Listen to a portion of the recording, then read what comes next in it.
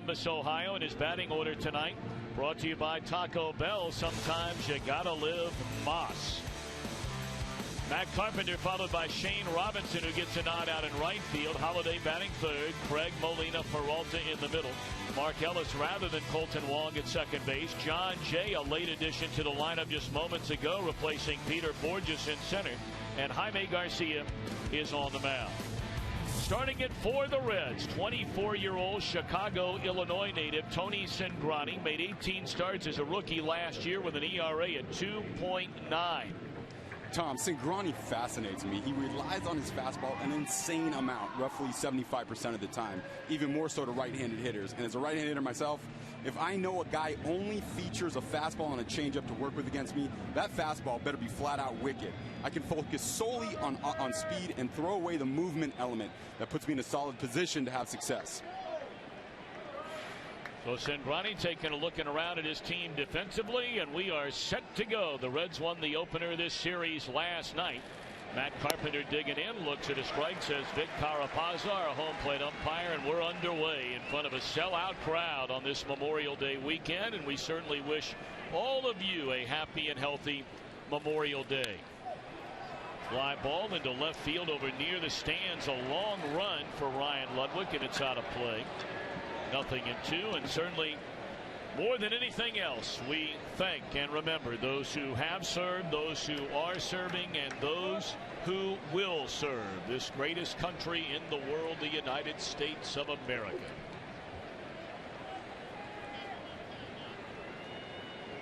Carpenter had the marvelous year a season ago. He was among the top players in all of baseball. But like many in this Cardinal lineup and many in the Reds lineup, off to a rather slow start the first month and a half of 2014. That one laced into left center field. That'll go to the wall.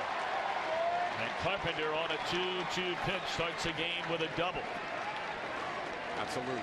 Tom, that's what he did well all last year. He drove the ball to the opposite field, smashed the ball in the gaps. He's exquisite at hitting extra base hits. He hasn't done so that much this year, but going forward, we can absolutely expect more of this from Carpenter. Carpenter 73 extra base hits a season ago. That is his 10th this year. 9 of them doubles along with a home run. So now this Cardinal team, who led the entire National League in runs scored by nearly 80 over their next closest competitor, but averaging only 3.8 runs per game so far this year. Well, they asked Shane Robinson to move Carpenter down the line with a bunt here in the opening inning. Early in the game, I like the idea that he tries to drive the ball to the opposite field rather than giving himself up. This is a time that you don't want to give away outs. You always want to play for the big inning early in the game.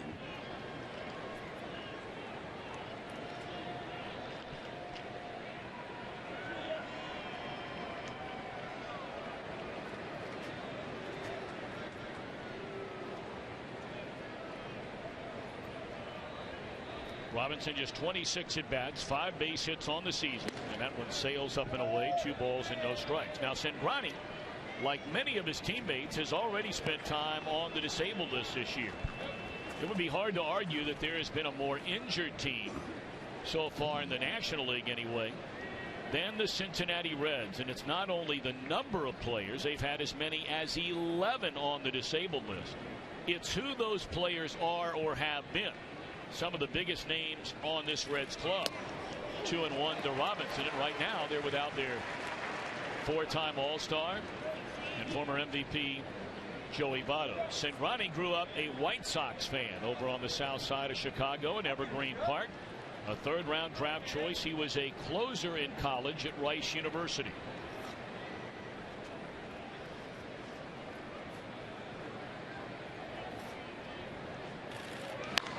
Straight up in the air, and this will not advance a runner. So an unproductive out for Shane Robinson. Now the one thing Cincinnati has done better than any team in Major League Baseball, that is defend. The #1 ranked defense in the major leagues. No Billy Hamilton tonight. He has a rare night off at center. So Chris Heisey out there, flanked by the former Cardinal Ryan Ludwig. Jay Bruce, just his second game back from the disabled list. Brian Pena, a catcher, playing first for Votto, joined by Phillips, Cozart, and Frazier. And Mesoraco just back from the disabled list. And boy, are they happy to have him back. Absolutely. One thing I'd like to see Cingrani do more of is throw more first pitch strikes. He has the 6th lowest first pitch strike rate in the league at 52.1%. The Cards are historically patient. They will be looking to run his pitch count up, fill up the zone. Cingrani. Matt Holliday at 261, a couple of home runs and 25 runs batted in. He was one of those guys, Gabe, you referred to, that he's knocking on the door of 1,000 career runs batted in. Only 9 away. And this will drive in a run in the opening inning. Base hit into center field will play Carpenter, and the Cardinals jump in front 1-0.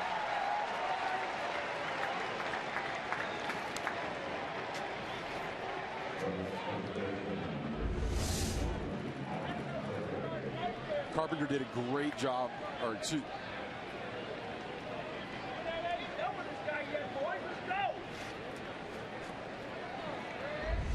Holliday knocking in his 23rd, 26th now run of the season. So the leadoff double by Carpenter comes in to score. And that was an area where the Cardinals last year set an all-time record, modern day record. And since they've been keeping the note and the stats of runners in scoring position, they hit 330 as a team last year. 330. That was almost 70 points higher than the team that ranked even in the top 5, number 5 in the league. And that was really a small sample size issue, Tom, even though we're talking about a full season. As it relates to runners in scoring position, this is something that you have to look at over a period of 2 or 3 or even 4 years to really get a good semblance of what that number means. These guys will come right back at some point in this season, start to drive the ball with runners in scoring position, and we'll see that number creep up again. Right now it is at 235. So nearly 100 points less than they hit for the entire year last year. And no one was better individually than the man who bats right now, and that's Alan Craig. Now, for a team that did not make a lot of personnel changes, the Cardinals made a number of positional changes from their club last year to the team this year. Matt Carpenter was their second baseman last year, originally a third baseman in his career, but they moved him over to third. They brought in Johnny Peralta as a shortstop. They have a new second baseman in Colton Wall. Craig went from first base to right field to make way for big Matt Adams, who, although he's not in the lineup tonight, they expect big things out of Adams for many, many years to come.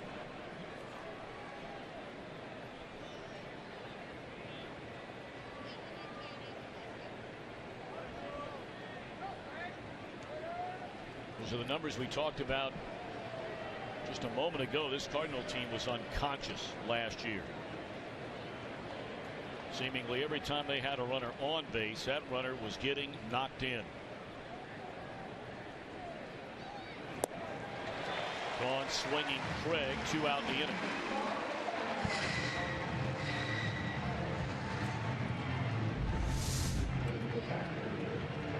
Craig has to respect the velocity on the fastball, so he's trying to get out in front of that. Fortunately, that ball just drops off the table. He doesn't recognize that it's off speed until it's too late. So now boos for Yadier Molina.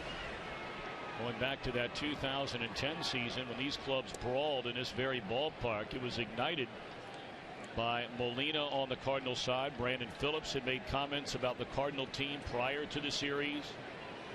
Phillips came up the first at bat in a series, and they went jaw to jaw, and a brawl ensued. And a bouncer to short that will end the inning, but a scoring inning for St. Louis as Holliday knocks in Carpenter. The Reds come to bat against Jaime Garcia when we return. Manager is Brian Price, and his starting lineup brought to you by Taco Bell. Sometimes you gotta live lives. Chris Heisey replacing the speedy Billy Hamilton tonight. He's in center. Todd Frazier at third. Brandon Phillips at second. Devin Mesoraco, their catcher, the cleanup hitter. Jay Bruce in right, Ryan Ludwig in left, Pena, Cozart, Cingrani, the latter third. And they get a look at a man who has beaten them through the years 9 times.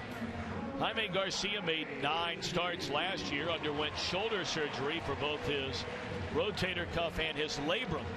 But boy, when he's on the mound and throwing the ball well, he can be as good as any left-hander in the league. Yeah, you mentioned it. He's a rare survivor of both Tommy John in 08 and as well as labrum and rotator cuff surgery in 2013.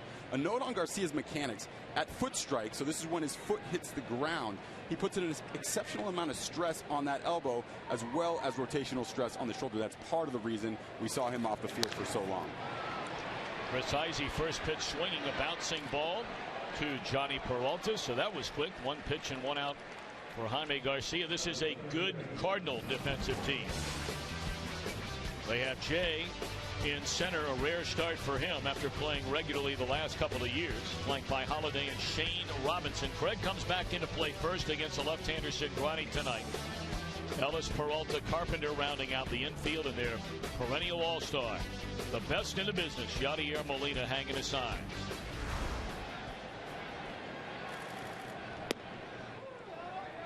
Todd Frazier, the Reds' third baseman, beginning his 3rd full year in the major leagues, his 2nd full year as an everyday player. And off to a tremendous start. 9 home runs, 27 runs batted in. And last night he stepped up there in the 3rd inning with 2 aboard off Shelby Miller. Yeah, and you saw him turn his body, and he utilizes his hips so well. He cocks them early, and then he releases them right at the point of contact. Frazier, born and raised New Jersey guy, played collegiately at Rutgers University in New Jersey, and many may remember he was the star player of that Toms River, New Jersey Little League team a number of years ago that captured the imagination of America, winning the Little League World Series. And fooled there, and he's gone swinging. 2 out.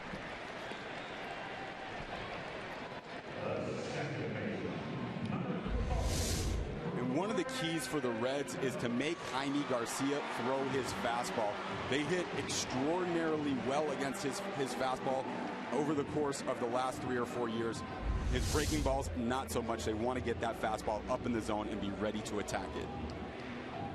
Now, when the Cardinals are here, Yadier Molina is booed badly by Reds fans. And when the Reds go to St. Louis, public enemy number 8 is Brandon Phillips. Strike 1.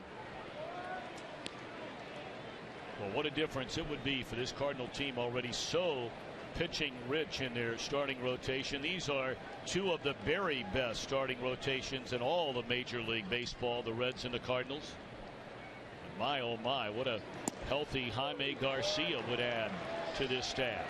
Yeah, Mike Matheny told us before the game that this guy has the capability to throw a no-hitter every time out, and that was seconded by Randy Choate, who I spoke with.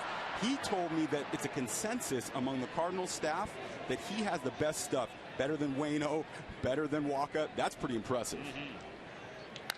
That ball driven into left center field. This will go to the wall, and Brandon Phillips with a 2-out double. And Phillips is very much like a left-handed hitter in that he likes the ball down in the zone. And that ball just broke right into his sweet spot, into his barrel. He sort of got a bit of an uppercut swing where he drops that elbow into a slot and is able to drive the ball into the gap beautifully.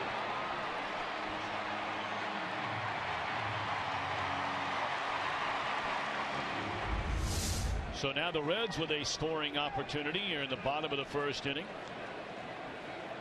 And their former number 1 pick out of Punxsutawney, Pennsylvania, Devin Mesoraco.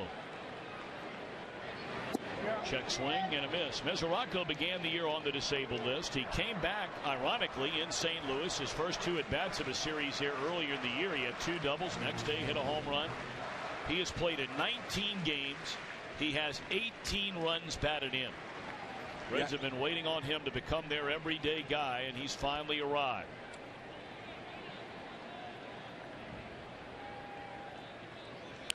Oh, and 2. Mesoraco gave a little breathing room last night. 1-run game. Tom, I want you to take a peek at his extension. It's absolutely exquisite. He gets the bat in the zone early, and he keeps it in the zone a long time. You're going to see this in slow motion here. He's going to get his front foot down early. He's going to use it to drive against. That's where all the power comes from. You see the long extension through the ball. Absolutely beautiful. 0-2 the count. And pulled foul. You can tell, though, he doesn't quite look comfortable in this at-bat against Garcia. You saw the check swing early in the count. That's an indication that he might not see the ball as well as he has over the course of the last few games. Mesoraco just back off a second trip from the DL. Injured his hamstring in Atlanta a little more than a month ago. Up and away. And the Reds are a team, as we mentioned earlier, all the injuries, they really don't have a feel or don't believe anyone should draw conclusions as to what kind of team they have so far because of so many missing pieces. They're without Votto. They're without Jay Bruce for a long time. Mesoraco twice. Gone swinging is Mesoraco, and an impressive opening frame for Garcia. 1-0 St. Louis. Lead an inning, and the Cardinals out to a 1-0 lead.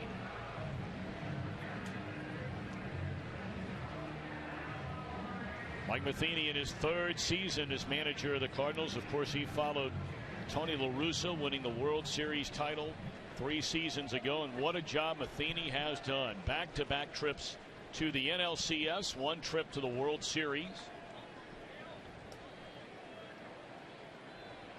Johnny Peralta, one of the newcomers to this Cardinal roster, signed during the offseason, raised a lot of eyebrows when the Cardinals signed Peralta following his suspension last year. Always a risk, Tom, bringing in a guy that has some PED speculation. You never know which way his numbers are going to go.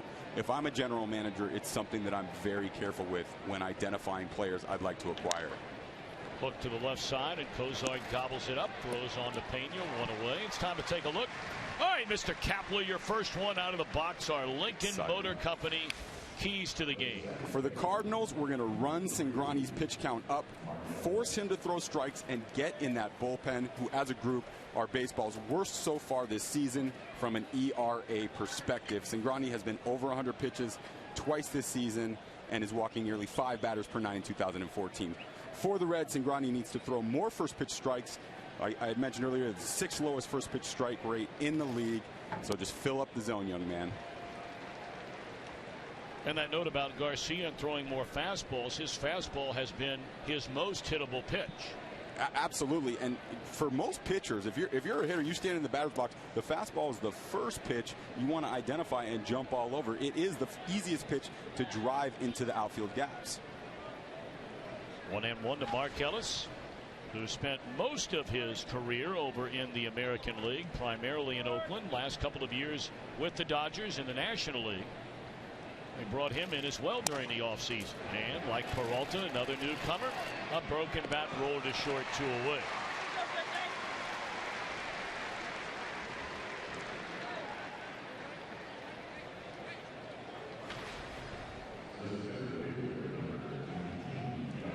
Now John Jay, he has gone from being pretty much a regular out in center field since they traded away Colby Rasmus. You remember him now with the Blue Jays, and then they bring in Peter Borges from the Angels during the offseason, and playing time for Jay starts have been few and far between. Tell you, as a guy who has seen a lot of these games and a lot of Cardinal games through the years, I am surprised that his playing time has been cut so significantly. Well, I have been in that position numerous times in my career. I started my career as a starter with the Detroit Tigers.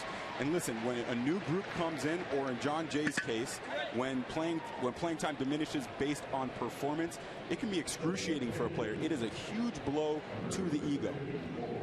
Jay hooks one through the right side of the infield, and he has a 2-out single. So now Garcia had a hit in 2 at-bats, his first and only start at the big league level 5 days ago against the Atlanta Braves. Garcia went 7 innings in that game, allowed 5 hits and 4 earned runs, was hurt by a couple of home runs in that game. Wanted to call a strike there, held back. That's Vic Carapazza calling the balls and strikes. Adam Hamari at first base. Jim Wolf, the umpire, at second, and Bill Miller working down at third. Pretty good swing there by Garcia. 1 ball and 1 strike. And Cingrani was exceptionally slow to the plate on that last pitch. 1-7-1. So if you're standing on first base, you know that 1.3 is about the amount of time you want to be able to take second base. Anything over 1-3, you can take off. Now, you have to be aware that he can come over at any time when you have a left-handed pitcher, but you know 1.71 is exceptionally slow. Cingrani thought it was strike 3. He thought that first pitch in the at-bat was a strike. And so it is 1-2.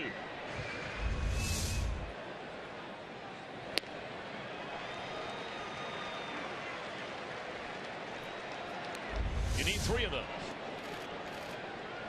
I think Brian Price might have been a little bit confused. I think he believed the first pitch in that at-bat was a strike to Garcia.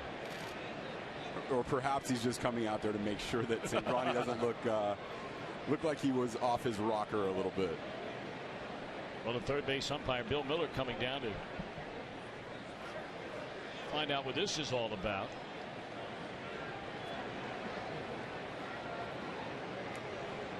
I think that's Brian Price covering up for his player.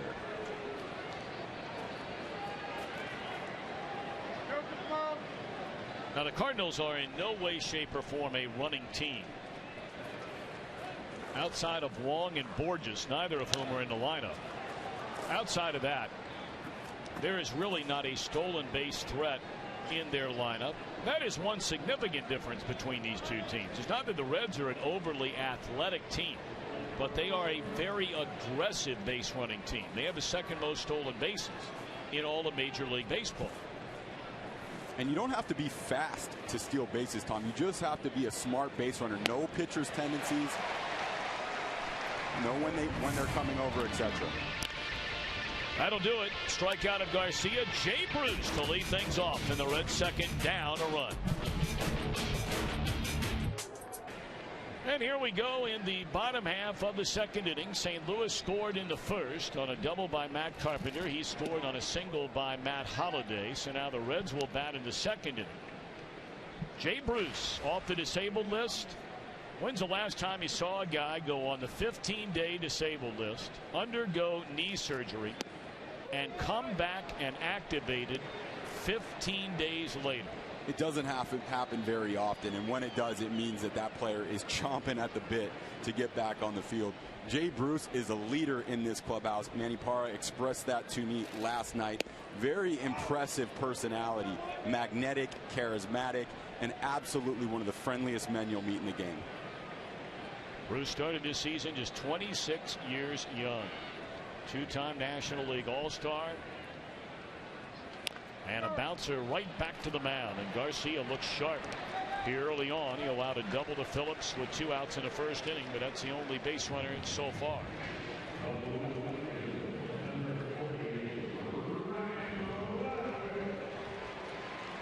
"17 pitches, 15 of them for strikes for Jaime Garcia."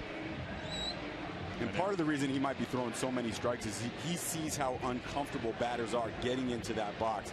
They're not picking up his stuff well. He's definitely getting on them with both the fastball and the breaking ball. They're a little bit late. And I think over the course of the game, if he continues to pound the strike zone, this is going to be a tough day for the Reds. Former Cardinal had a lot of success as a Cardinal, did Ryan Ludwig. That ball right on the nose and nearly misjudged in right by Robinson, but able to recover for the second out of the inning. Well, we take a look ahead to next week. Another Major League Baseball doubleheader. Atlanta takes on the Marlins on Fox Sports 1. Then Baseball Night in America on Fox. Some will see the Rays and the Red Sox. Others will see the Pirates and the Dodgers. Our MLB doubleheader begins next Saturday, 3:30 Eastern on Fox Sports 1. Continuing at 7 p.m. Eastern right here on Fox. 2 up, 2 down for Brian Pena, who's been getting playing time over at first base. He only made 4 career appearances at that position until Joey Votto just went on the disabled list. And now Pena has been playing over there at first. Pena's been an excellent pickup. If there's one area that has swung the bat for this Reds team, it has been their catchers. Mesoraco, Pena, and Tucker Barnhart have combined to hit 300. That leads all Major League Baseballs, and they lead the major leagues in slugging percentage from the catcher spot. There you look at Votto. Bothered with some swelling above his knee. Of course, it was back in 2012 when Votto went down, and the Reds just absolutely took off without him en route to a 97-win regular season. 1-2 to Pena. That's a purpose pitch from Garcia. You want to get him off the plate. If you got lucky enough to skim the inside corner of the plate, punch him out right there, great. But if not, he has an opportunity to go back to his breaking ball at any point from this point forward. 2-2 on Brian Pena.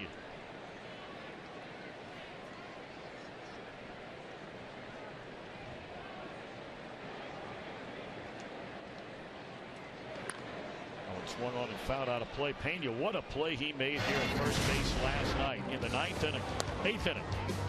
Look at this flip to the covering Jonathan Broxton. Then earlier today, his running mate Brandon Phillips doing his impersonation of Pena. I mean, Phillips was giving it to him like nobody's business after that play last night.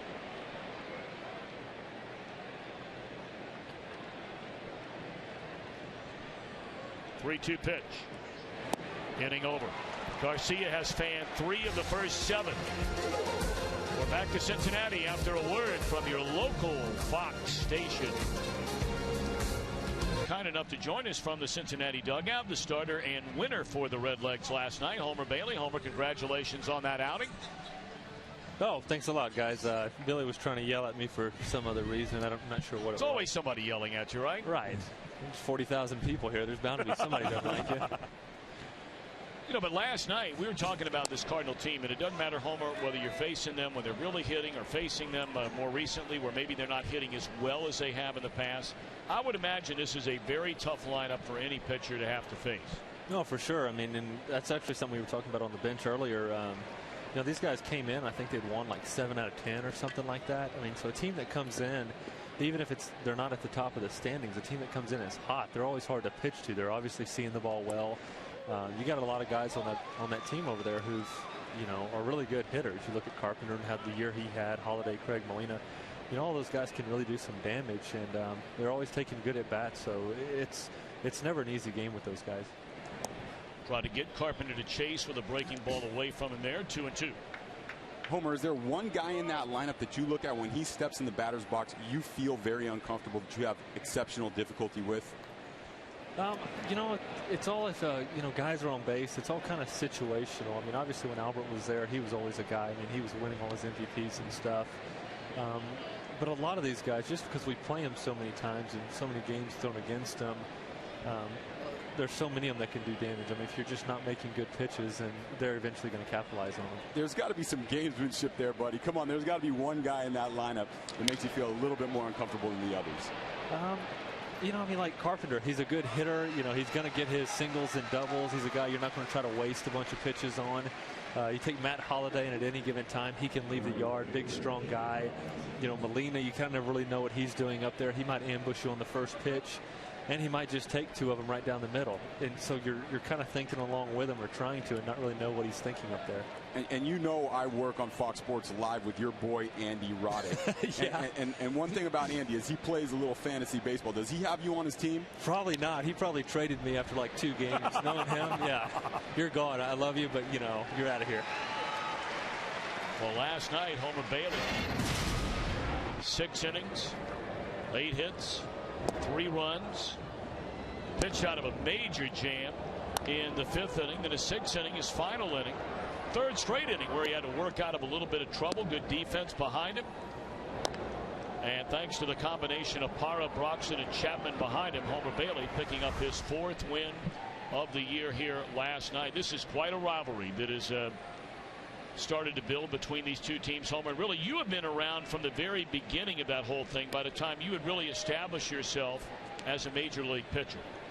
Absolutely. I mean, they always bring up the rivalry that we have between them, but I think what most people don't understand, or most people who aren't in the game, is it's not like there's any animosity. I mean, I can see some of these guys on the field before the game. I'd probably, shake their hand, hey, how's it going? And whenever they leave, of course, I hope we beat them every game, but, hey, good luck, guys, down the road, whatever. And they would be the same way. So it's not like they come into town and we completely dislike them or anything like that. But it's fun. It's fun competition, and I mean that's kind of why we play the game, is to have this kind of atmosphere. But Homer, doesn't a little animosity add to the rivalry? I remember playing the New York Yankees in the mid-2000s, and we absolutely hated them. They absolutely hated us, and that made for more, I guess, a more emotional atmosphere. Not in a mean type way, or not in a negative type way, but beating them always does feel a little bit better. There's no doubt about that. 3-1 account on Matt Holliday. 2 down, none on.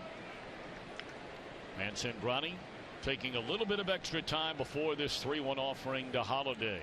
And there's ball 4. Well, 3 things. Maybe you know, maybe you don't know. I bet you know number 1. Homer Bailey, one of 3 Reds pitchers to throw 2 no-hitters. He's thrown 1 in each of the last 2 years, joining Johnny Vandermeer. He did it back-to-back games in the great Jim Maloney. Now, Homer comes from your great-grandfather. Is that right, Mr. Bailey? Right. I mean, and it's a name I've had since I was probably a year old. So, it's just kind of what everybody knows me Great by. Baseball name, though, you got to admit. Not if you're a pitcher, obviously. and I've definitely given up my share of them this year. So it's, coming back to haunt me now. So where's the baseball better, in Texas or in California? Ooh. You know what? That's hard to say. I mean, I never really played in California until, playing the Dodgers or anything like that. So it'd be hard to say. I mean, you might have to ask Skip Schumacher or somebody about that. He's a California boy. Do you guys ever go back and forth on that? Not so much. I mean, we have a couple of Texans on this team and stuff like that. So we talk about guys that we've played with. I mean, one of them being Matt Carpenter. I remember playing against him in high school and stuff like that. We're the same age. Went on our 2 college visits together, as a matter of fact. So, you see a bunch of people from kind of the surrounding area. Now, was Carpenter the same size way back then? Did he have the same sort of slight stature? Tall, lean, wiry? I remember being bigger. I mean, I think he was our high school quarterback. So, I mean, he was a big, strong guy. Not saying that he's not now. I just remember him being a little more filled out. 0-2 the count on Alan Craig. Runner at first, 2 men around. And a fastball thrown high. Homer, your impressions of Cingrani. You saw him last year when he was so good as a rookie.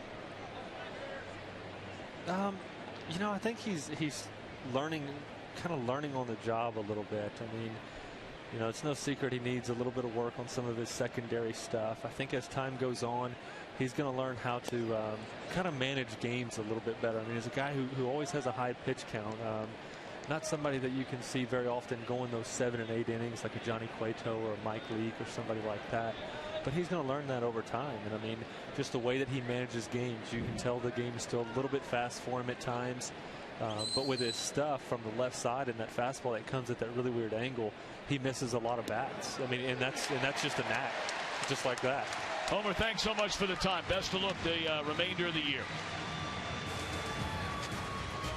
Thanks a lot, guys. I can't really hear you. Someone's counting in my ear. Thank you. It's out through the front 2. He'll take the mound here in the bottom of the 3rd, facing 8, 9, and 1 in the batting order. And first pitch swinging, Zach Kozar. Reds going after that first pitch fastball. And not much success so far. And now it's time for our Lowe's Never Stop Improving Pitcher Profile.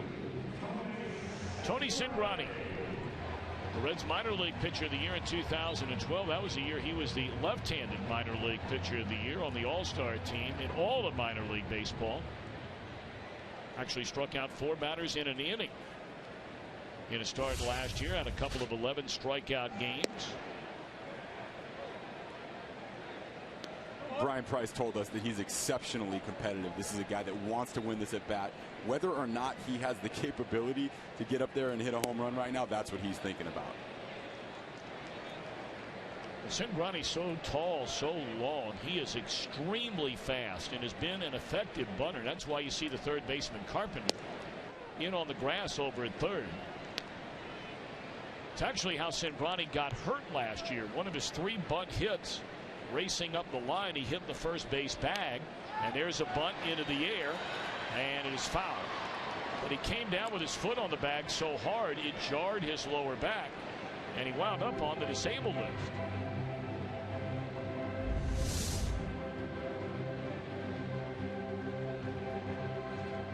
Sort of speaks to his competitive nature. He wants to put that bunt down and running hard all the way through the bag, even though the ball's clearly a foul ball.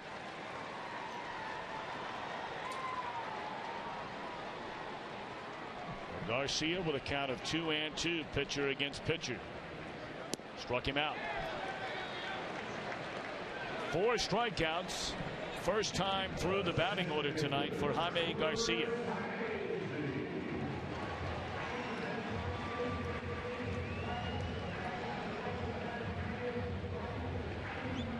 Mentioned no Billy Hamilton tonight. They'll pick their spots. He is a switch hitter.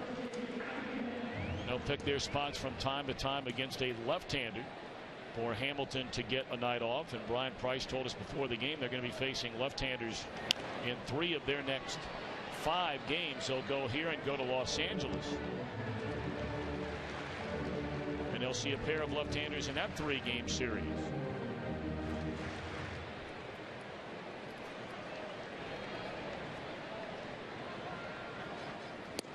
Hamilton stole 2 more bases in the game here last night. Remarkably, he has not been thrown out in 7 stolen base attempts with Yadier Molina behind the plate. And no one throws out base runners in the big leagues with more frequency than the great Yadier Molina.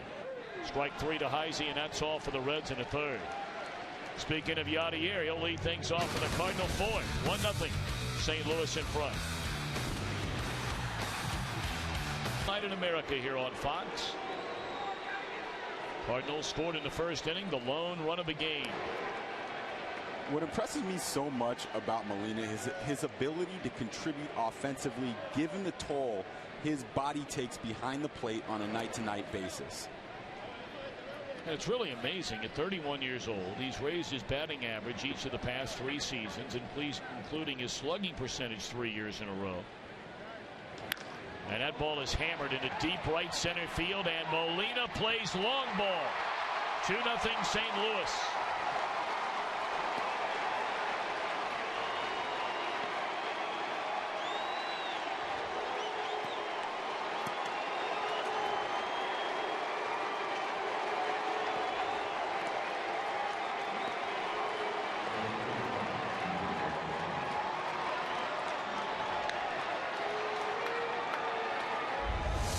About Cingrani using his fastball so much. The danger with using your fastball that much is for a right-handed hitter, you don't have to worry about a wrinkle. You don't have to worry about anything moving horizontally. You can focus on the fastball and look to drive it up the middle the other way. That is only the 7th home run in the month of May for this Cardinal team. There are 9 players who have hit at least 6 or more home runs this month around Major League Baseball. It's only the 3rd home run in their last 12 games. And only the Kansas City Royals as a team have hit fewer home runs in this Cardinal club. And yet, they're 4 games over 500.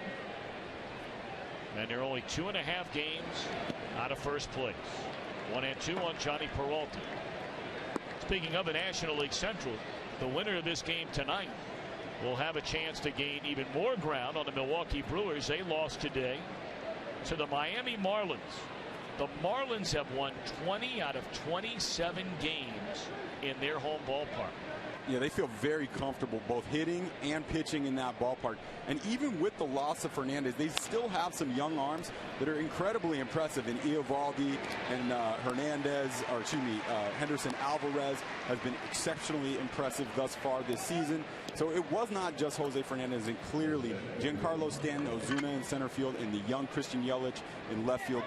It's an exciting team going forward, Tom. It is.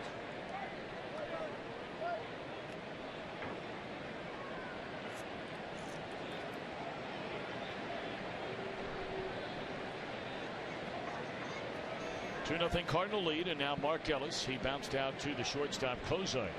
his first time up, and there's strike one from Cingrani.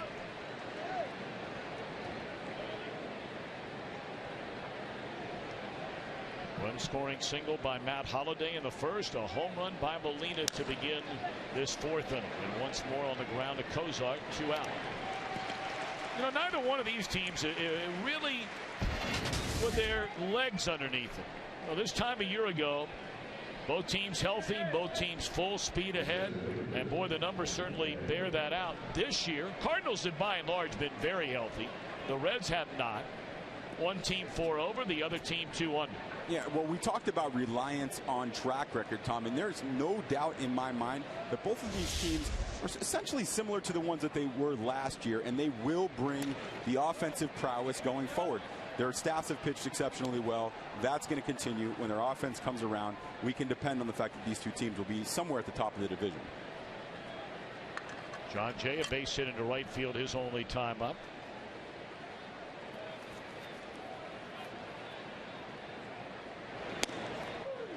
And it's 0-2.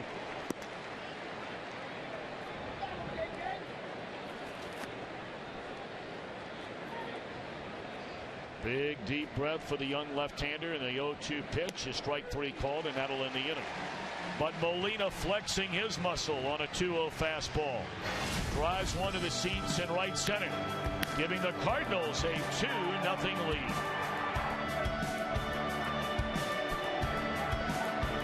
Reds batting order against Jaime Garcia. It'll be Frazier, Phillips, and Mesoraco. Frazier struck out his first time up. Garcia has fanned 5 and been so impressive through the front 3 innings here tonight. And of course, a gentleman kind enough to join us from down in the dugout who has seen every single one of Jaime Garcia's starts as a major leaguer. The ace of this Cardinal staff is here's a tapper over the mound. Peralta, the bare hand, and what a nice play that is by Johnny Peralta. Adam Wainwright, thanks for joining us. Your impressions of Garcia. You saw him his first start against Atlanta, and obviously he looks good tonight. He does. He looks great, and his stuff is back. And we know when Jaime's healthy, is we can see the ball jumping out of his hands, sinking, cutting, curving. And he's got just tremendous movement on his stuff. He's back again and healthy and dominating like he used to. Adam, speaking of stuff, sans you, so taking you out of the equation, is there another guy on your staff who has the stuff of Jaime Garcia? I don't know if there's another guy I've ever seen that has the stuff that Jaime has. I mean, as far as balls moving around, you know, our other lefty, Tyler Lyons, has stuff that moves like that too. But from the rest of us, we're just a bunch of big right-handers. These guys are all power right-handers. I'm just a crafty right-hander. You're nothing close to a crafty right-hander. Talk about your curveball and the development of that pitch for you. What makes it so effective? How do you get that big 12-6 downward angle on that ball? Well, if you throw something slow enough, it'll drop. Gravity. Gravity, exactly. Gravity ball. The old drop ball. You know, it's just a pitch that has always come naturally to me. It's just something that's been big. A bigger break since I was stinking 8 years old and started flipping that thing in the backyard of my brother. It's always been a bigger pitch, just that's the way it came out. And, you know, I could sit there and try to throw it as hard as I possibly could. It ain't going to come out harder than 78 miles an hour. It's just the way it is. Are there guys who come up to you and ask you to show them how to get that break? Oh, sure, yeah. I mean, I think every pitcher is always searching with other pitchers on cool pitches to try. You know, Waka's changeup. The way I throw my curveball, I can kind of flip it in there, and it always has good spin and it bites. And Waka can throw his changeup 50 miles an hour, and it's going to drop a foot. I just never see anything like it. But as far as pitchers go, we're always asking each other for tips. Now, Adam, a lot of people were hoping to see you get together against Johnny Cueto tomorrow night. I mean, the numbers, yeah, I see you kind of smiling already. You got to admit, and you can't see these numbers, but a 4-inning spread, 1/100th of a point differential in ERA, opponent's batting average, it's ridiculous. He has 3 complete games, you have 2. Have you ever gotten off to a better start in a season than you have so far this year? I don't know. I've got off to some pretty good starts. I don't know if it's quite where I'm at now, but those numbers right now are fine, and that's good. But, you know, when we end this season, that'll be where the numbers really matter. So I'm hoping to keep this momentum going. I try not to talk too much about numbers early on in the season. I mean, I know we've only played a month and 3 weeks right now, so we got a long ways to go. And you and Cueto have already gotten together once. That was on opening day this year, and guess what the score of that one was, folks? 1-0. Yeah, he's a tremendous pitcher, a good competitor, and somebody who always pitches tough against our team. So I think any competitor will tell you that they like going up against guys that they know they got to bring their best stuff to beat. And so Johnny's one of those guys, and we had a great match in the first game. To Hopper, to Peralta, and it's a 1-2-3 inning. Well, Adam, thank you very much for your time. Short and sweet. We appreciate it. All right, thank you. All the best. 1-0 St. Louis, end of 4.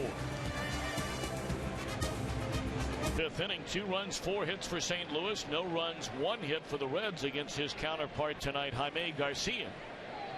And it's pitcher against pitcher. Pitcher and batter to begin this 5th inning. Garcia struck out his first time up.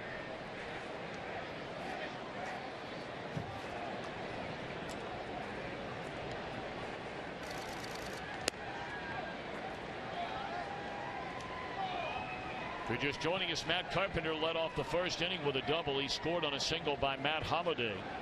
And then Yadier Molina homered, leading off the Cardinal 4th inning, and Cingrani's fallen behind Garcia 3-0.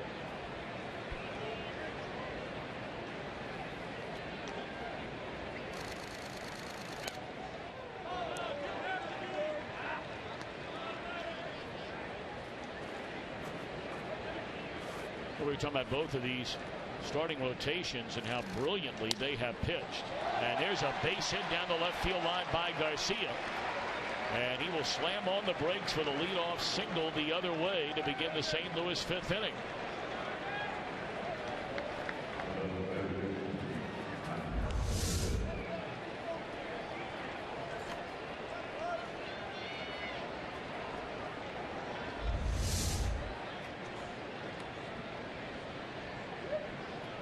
The Cardinals brought back a starting rotation, and they weren't sure what they were going to get out of Garcia coming back from surgery on his shoulder. But they knew they had youngsters, Waka and Miller. Lance Lynn's still a youngster, even though he's been around quite a while. And of course, led by their main man who just joined us, Adam Wainwright. The Cardinals, the 3rd lowest ERA in Major League Baseball. The Reds have the 6th lowest ERA in Major League Baseball. And perhaps for the Reds, it comes as somewhat of a surprise. They have not had, really, their ace from last year has not thrown a single pitch so far this season in Matt Latos. My Cardinal fans know all about Latos. He's one of the few Reds that has consistently beaten this Cardinal team since leaving San Diego and coming to Cincinnati. Then you had Cingrani already on the disabled list this year. So you look at a guy like Alfredo Simon, who made 99 appearances for the Reds out of the bullpen. He is 6-2 with an ERA at 2.5. Yeah, it's amazing how well they've performed without Latos. I don't think fans outside of Cincinnati realize how good he has been. Straightaway center field. That'll back up Heisey to the track. 1 out. Well, we invite you to celebrate Sundays all season long. Great ticket special packages offered all around the big leagues. Head to the ballpark with your friends and family. Go to MLB.com/Sunday. Getting back to Latos, in 2013, he was as good as John Lester. I don't think people realize how good he actually was. Imagine removing John Lester from the Boston Red Sox rotation. Where would they be? They would likely be worse off than they are now. It's amazing that the Reds have survived this very tough stretch where their ace essentially has been out of their rotation. Now the good news for the Reds is Latos is scheduled to begin a rehab assignment at their AAA team in Louisville, Kentucky tomorrow. So they would like to think he gets 3, maybe 4 rehab outings under his belt, and he could be back within the next 2.5 weeks. And I spoke to Hunter Bledsoe, who is Matt Latos' agent. I spoke to him last night. He told me Latos is feeling extraordinary. He's ready to go. He prides himself on being the workhorse of this staff. He can't wait to get back on the field for the Reds. There won't be a lot of drifting off the bag against Cingrani. As a rookie last year, he picked off 6 with that move of his over to first base.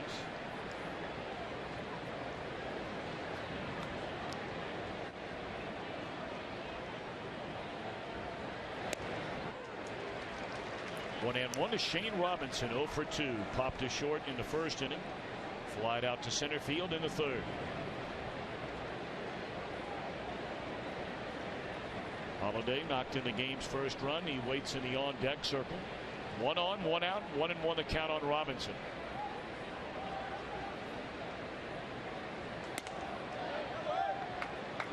Robinson's job here is just to see as many pitches as he possibly can at this point. It's not even as important that he do something spectacular. What he wants to do right now is drive Cingrani's pitch count up in any way possible. Get into that Reds bullpen. You know, and that is the area kind of picking up the theme about this Reds pitching staff to have the 6th lowest ERA in baseball, where they've really been hurt with injury, maybe more than any other area of the team.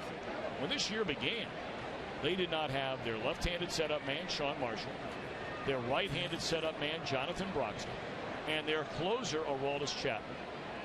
Nor did they have their 7th inning guy in Alfredo Simon, because he had to go into the rotation for leg toes. Double play ball here should end the inning. And it does. Bruce Ludwig Pena due up. Bruce and the Reds trail by a pair. Has run through either Cincinnati or St. Louis over the last 5 years. And will it be so again here in 2014? Both teams trailing, front-running Milwaukee. Now the Brewers got off to a huge start. They won 20 of their first 28 games. They came rolling in here to Cincinnati. They got beat 3 out of 4. And they have been having a hard time winning consistently ever since then. But I tell you what, Jaime Garcia is off to quite a start here tonight in our pitcher comparison, brought to you by Bank of America. Yeah, he's doing such a great job because he's exceptionally efficient right now. 34 of 46 pitches for strikes.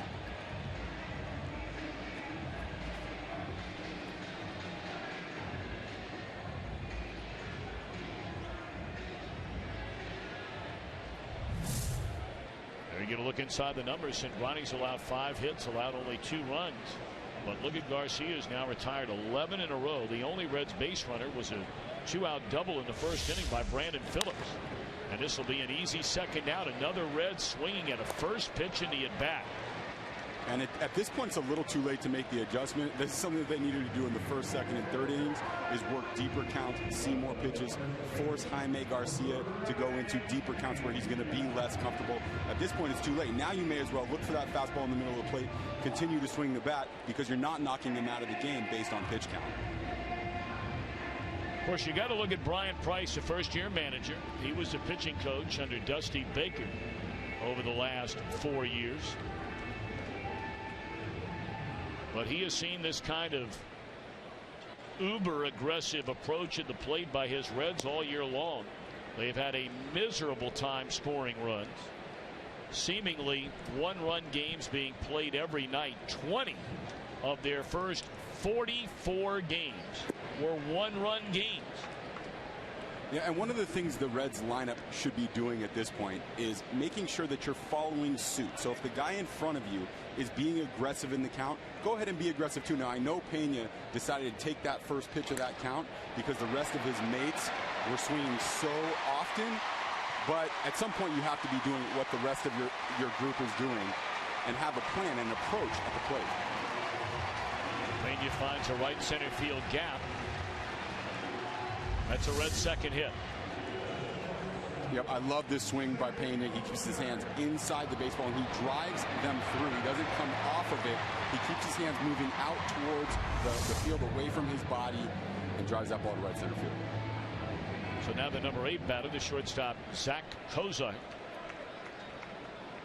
He swung at the first pitch, his first at bat, and bounced out to third base. Cozart, a guy who, like this year, got off to a terrible start last year, was hitting barely over 210. But then in June, July, August, and September, he was a 300 hitter. And really, you look at his numbers, and from the shortstop position, I think most teams would live with a guy who has 30 doubles and drives in 63 runs from that position in the lineup. The most important factor for him right now is he's getting on base at a 25% clip. He needs to see that jump up a little bit. Again, work deeper counts, foul off some pitches, find your way on first base. The name of this game is not making outs, finding your way onto the pillows. And there's a base hit into left field by Cozart. They're going to wave around the running. Here comes the throw by Holliday, and airmails everybody. And the Reds are on the board on a single by Zach Cozart, and it's a 2-1 ball game.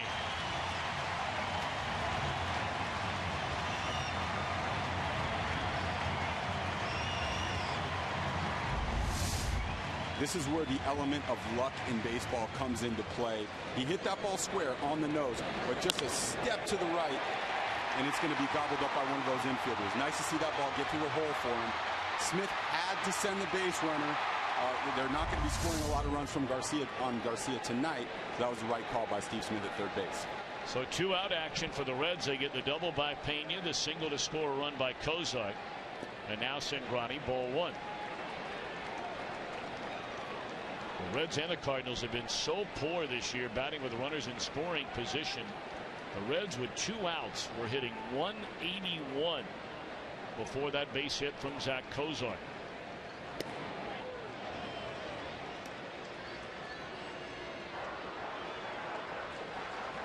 Winner of this game picks up ground on the Brewers in the NL Central.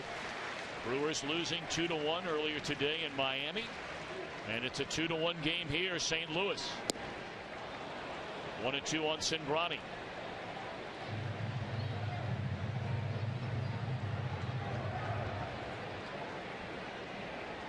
So theoretically, both teams have picked up a half game.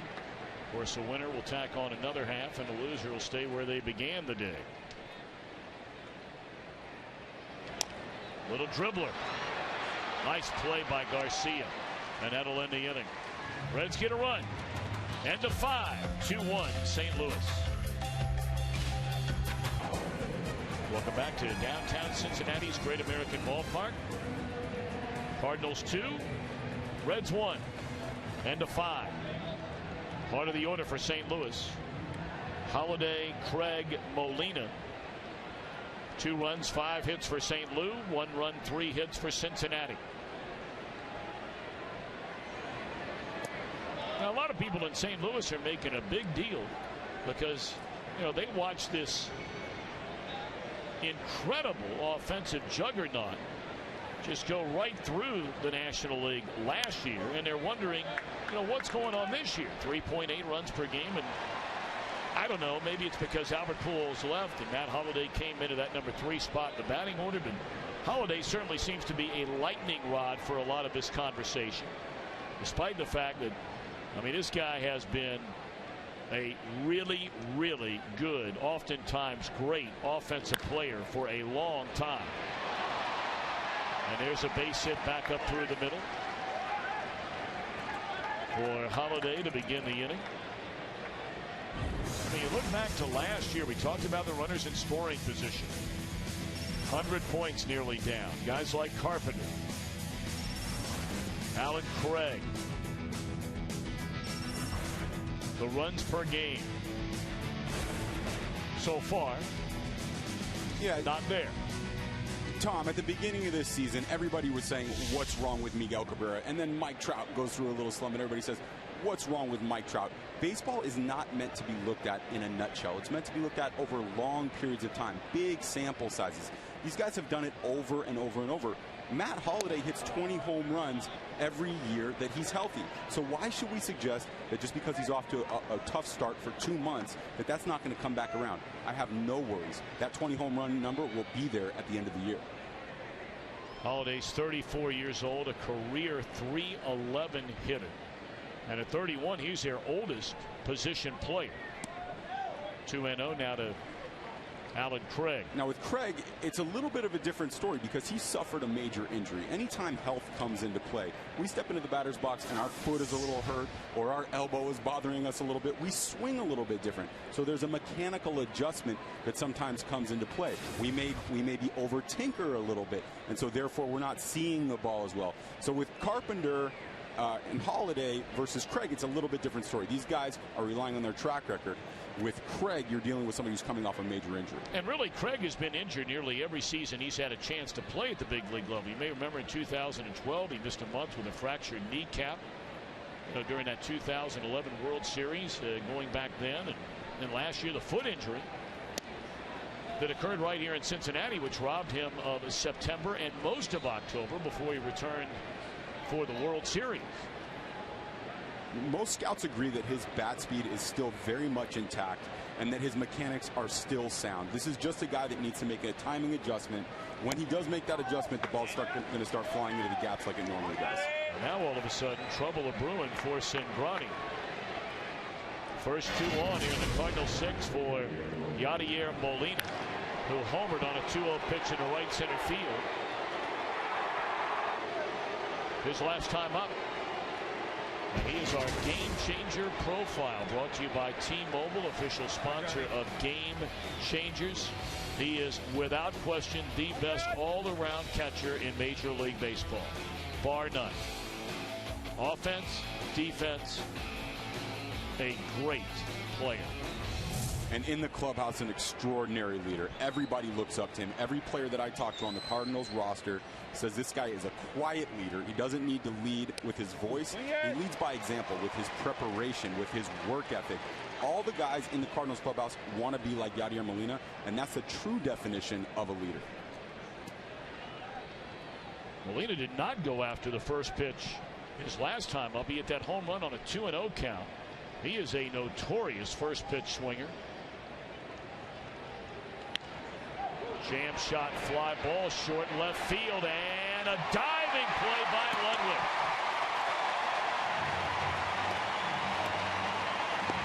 That's a big play in this game. Luddy did not get a great jump on that ball, but he made up with it with his sheer athleticism and his drive in his legs to go after and dive for this ball.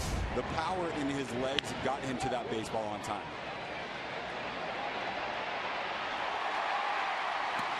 Ludwig, another guy who's been beat up. He was out of the lineup during the entire series before this one in Washington with a bad knee. So that's quite a play right there by Ludwig.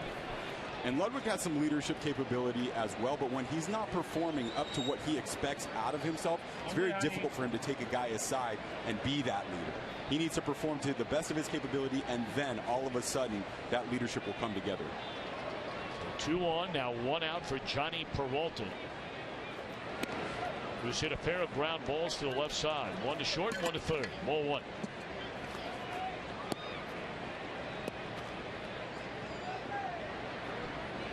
Holiday started the inning with a single, followed by a walk to Craig, but then an out on Molina, and here's Peralta.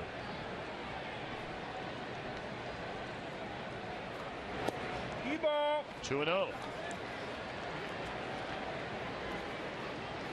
E-ball.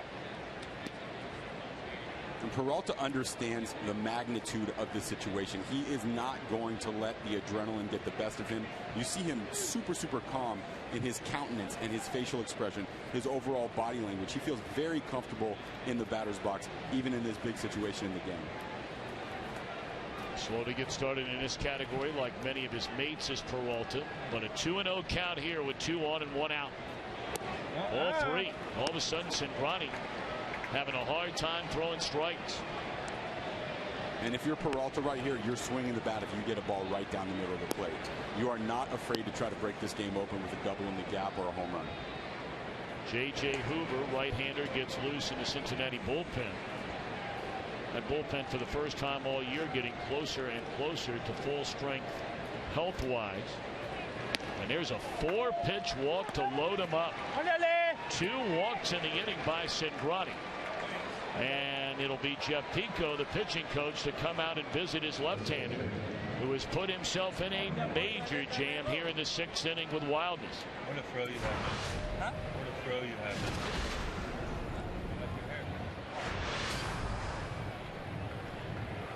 So what Pico's saying right here, he's just telling Cingrani, look, your fastball is electric, buddy. You have the stuff to get out of this. All you need to do is bring that fastball on the plate.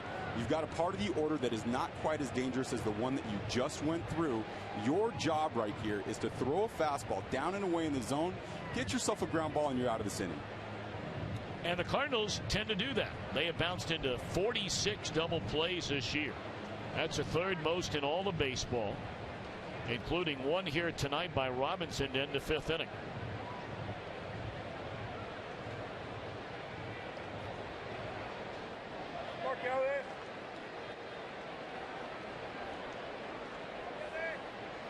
Mark Ellis has hit 2 ground balls to the shortstop Kozai. If you're a Reds defender right now, you are looking for that ground ball. You are anticipating that ball on the ground. You want to turn a double play here. You understand that another run scored right here is very dangerous when you have a guy like Jaime Garcia on the mound dominating on the other side. Cingrani beginning to lose a little bit off that velocity as well. That was a concern of Brian Price since Cingrani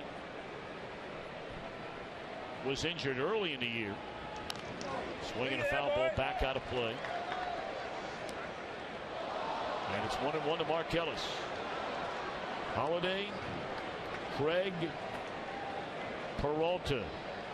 And at some point soon, you might see LeCure get up in the Reds bullpen. This is a guy that Brian Price depends on, not just for short stints, but sometimes for multiple innings. So you might see LeCure get up at any point soon.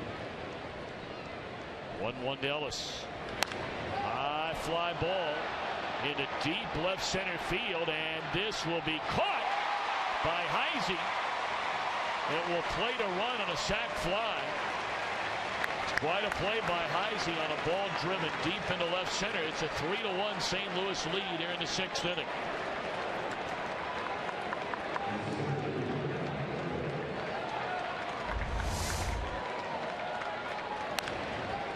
Yeah, this is an excellent jump right here. He gets his hips and shoulders turned towards the fence. That's how he tracks down that fly ball. You've got to be directionally sound in addition to getting a good jump to track that ball down on the track.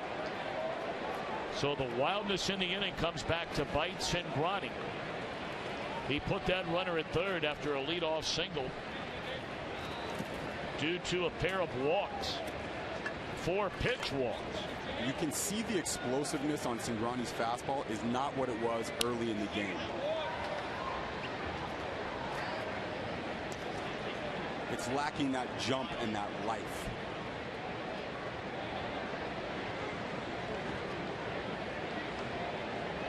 John Jay singled to right field in the 2nd inning. Struck out looking in the 4th. So the Reds get a run in the bottom of the 5th inning to bring this within a 1-run spread, and the Cardinals come right back to get that run. Went around at strike 2.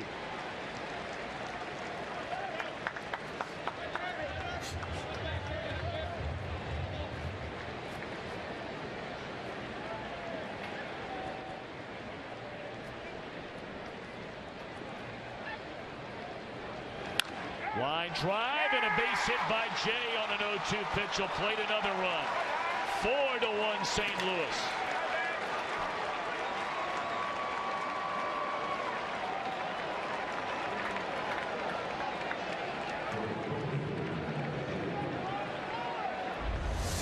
Look at the location of this pitch. This is not where Cingrani wants this ball. He wants this ball off the plate, more away from this batter. Unfortunately, it's too close to the plate. He's able to drive it the opposite way. Tell you, I brought it up earlier, and I'll say it again, and I know I'm not the Cardinals general manager, but I am still very, very surprised that Jay has lost such significant playing time so far this year. This guy a late addition to the lineup tonight, 2 hits and RBI, and he's given his team a 4-1 lead. 2 big runs in the top of this Cardinals 6th inning, and a 3-run lead. Strangely enough, the Reds and the Cubs are the only two teams in baseball that have not come back from a 3-run deficit this year. And the Reds trying to do it tonight against Jaime Garcia. Only pitch number 59 for this Cardinal left-hander. Strike one against Heisey, who's playing for Billy Hamilton on this Saturday night. And that ball is hit down the left field line into the corner, and it's off the wall. And Heisey begins the inning with a 2-base hit, just missing a home run.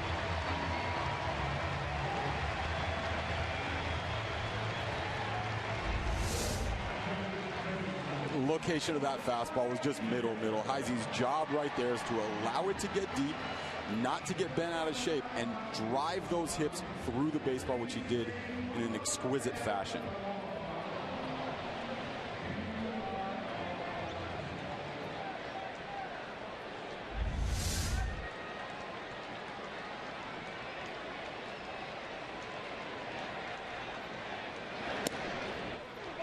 So now Todd Frazier.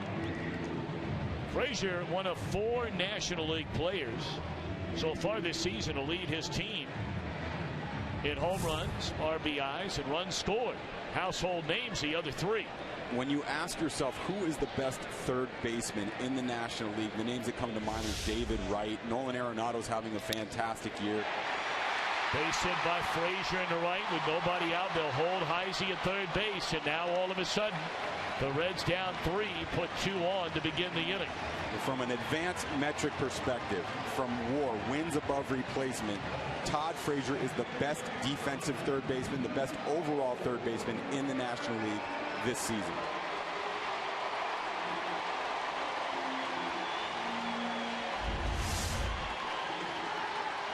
Doesn't try to do too much with this ball. He could very easily be trying to pull that baseball. Instead, he allows it to travel, sees it a long time, and just pokes it through that hole over there in right field.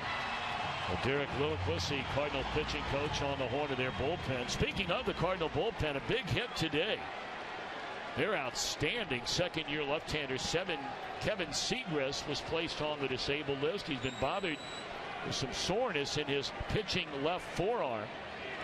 It was bothering him last week. He came into the game, the series opener here last night. He retired all 4 batters he faced, but apparently flared up after the game, and they said, we're taking no chances. They have shut him down. And Matheny said it was in an unusual place, closer to his hand.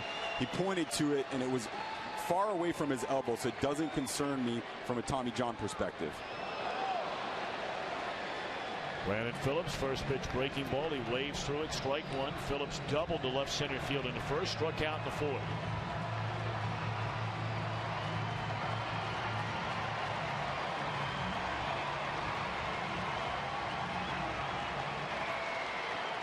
Certainly some thunder missing from the middle of this Reds lineup.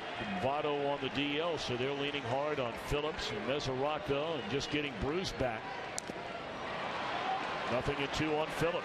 Phillips is known to be an RBI guy. The RBI statistic is highly dependent on base runners' abilities to be on base in front of you, or hitters' ability to get on base in front of you. It's a statistic that can be terribly misleading because it's out of the hitter's control. In this case, Phillips has runners on first and third. This is his chance. 0-2 the count. It was 0-2 when Phillips in the first inning doubled into left center field. Just under the knees. Garcia wanted that call and didn't get it. Carlos Martinez, hard throwing right-handed, getting loose in a hurry in the Cardinal bullpen.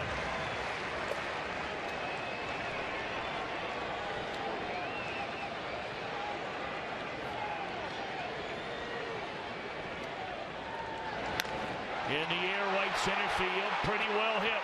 Going back to the wall, and Robinson cannot get it. 1 run will score. They're going to hold up Frazier. He had to wait to see if that ball would be caught. So you said, let's see what he does, and Phillips delivers. It's a 2-run game. And he clearly was sitting on the breaking ball right there. Actually, he thought he hit a home run. But he knew that off speed was coming. Whether it be his ability to anticipate it, or for whatever reason, he was sitting right on it, and that ball leaped right into his barrel.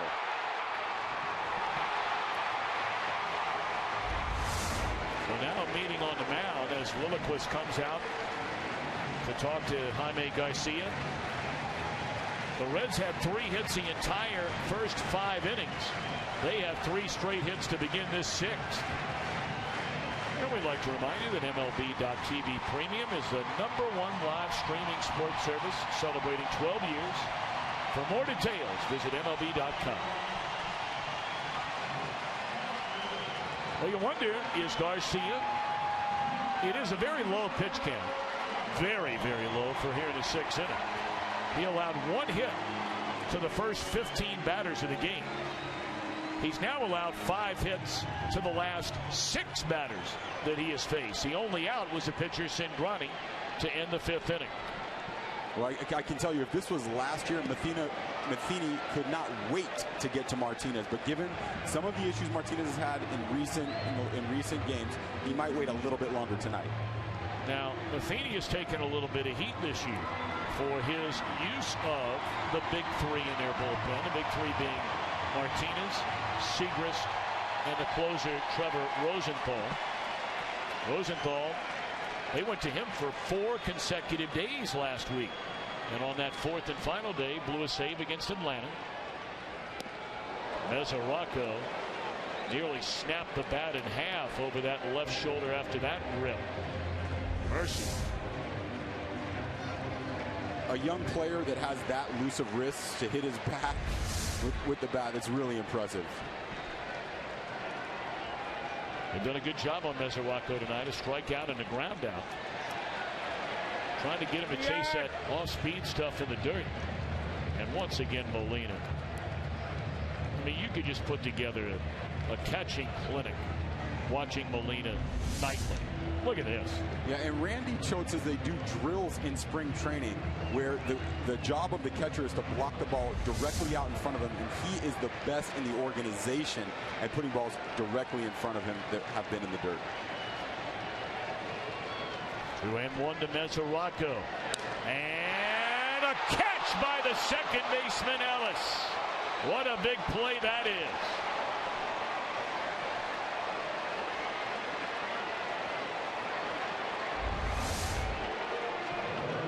So a really good job by Mesoraco staying on that baseball.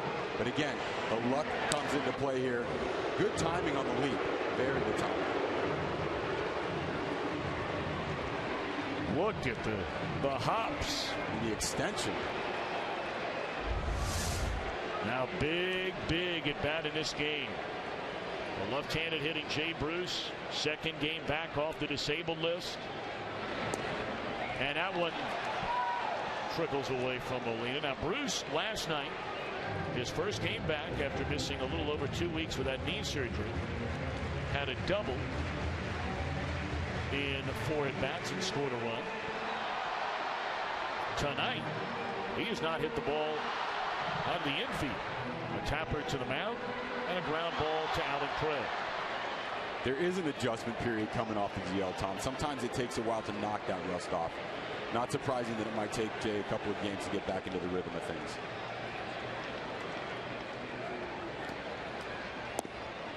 Two and 0.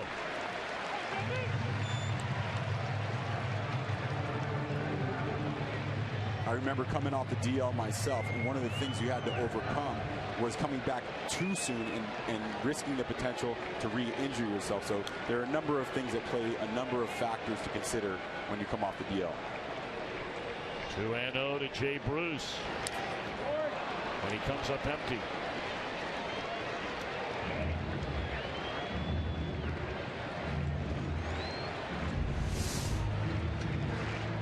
The distance between the ground and his feet shows you how explosive he is in getting off the ground. And you talked about the expansion. Look at that reach. Unbelievable. It's quite a play by Ellis.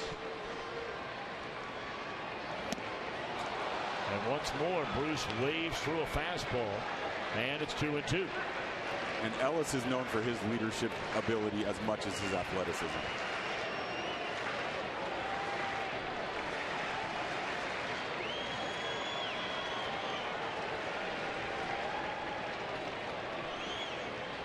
Struck him out, and that's a big strikeout right there for Garcia. His 7th of the night. And that'll be his final batter of the night. Yeah, Bruce looked like he saw fastball out of the hand. He was so fooled by that breaking ball. So Matheny will come get Garcia, who goes 5 2/3. He'll give it to Martinez to face Ludwig when we return to Cincinnati. And Ludwig, and he'll face a hard-throwing right-hander out of the Cardinal bullpen, Carlos Martinez. Martinez has been banged around much recently, and so far he hasn't been banged around that much recently in his career prior to this, so he hasn't been through the entire adjustment cycle. Matheny suggests that this is an opportunity for him to grow, particularly against the first few hitters he faces. The Cardinals are urging him to pitch with a greater sense of urgency. He allowed the game-winning run Sunday. Guy throws very, very hard. A young pitcher in the Boston organization that they no longer wanted.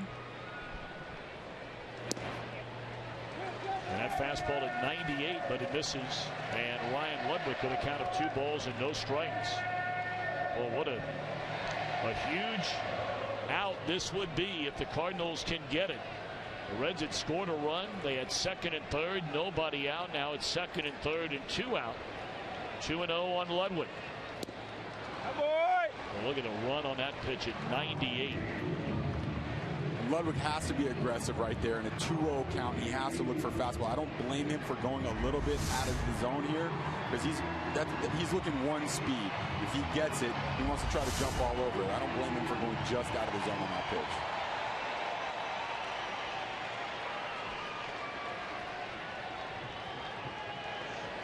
Came right back again. Nothing but gas here in this at bat. Martinez against Ludwig.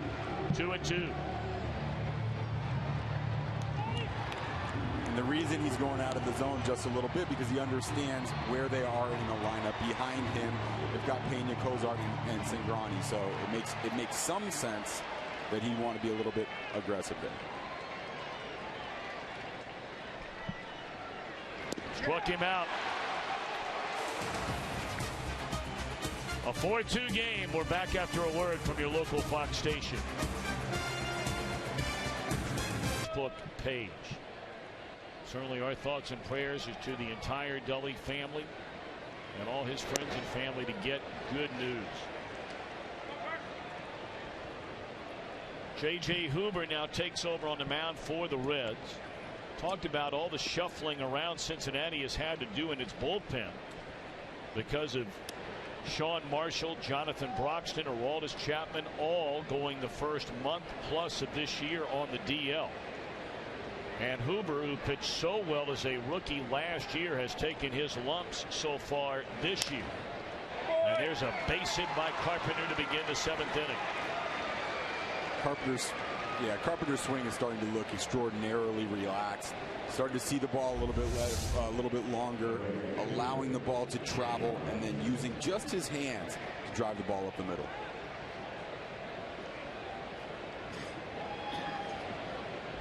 Well, every time the Cardinals have put a leadoff man aboard in this game, they have scored. In the 1st, in the 4th, and in the 6th. The only time they did not, beg your pardon, was Jaime Garcia in the 5th. And that was a story here last night for St. Louis. The only 2 innings in which they scored in a 5-3 loss came on the first batter in an inning reaching base safely. Oh, and one is Shane Robinson. Good breaking ball, strike 2. And should Carpenter want to run, Hoover is not going to be the easiest guy to run on. I mentioned earlier 1.3 is sort of the average time to deliver the ball to home plate. He is delivering the ball at 1.25, meaning he would have to get an exceptional jump to be safe at second base. 0-2. On swinging is Robinson. Celebrate the new season with Chevrolet. Share your excitement using #TheNew. Well, certainly having a bullpen with an ERA like the Reds have is something new for this Reds franchise, it has been the best bullpen in the National League over the last 4 seasons, going back to 2010.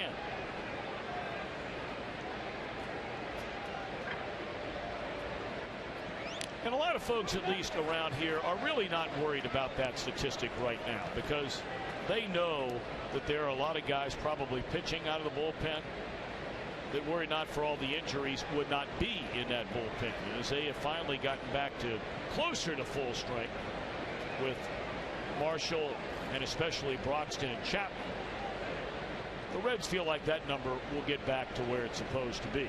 Absolutely, they'll be leaning on the track record and understanding that those guys will come around.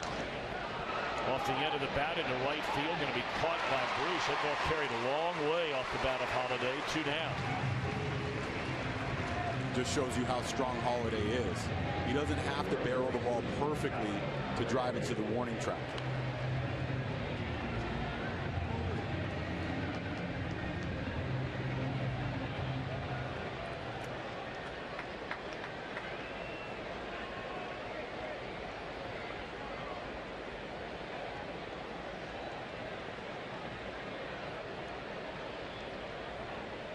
So 2 away now for Craig.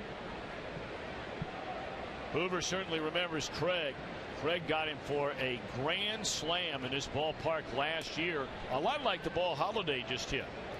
A right-handed batter shooting that ball just inside the fair pole down the right field line. That was in Busch Stadium, I beg your pardon, not here in Cincinnati, shooting that into right.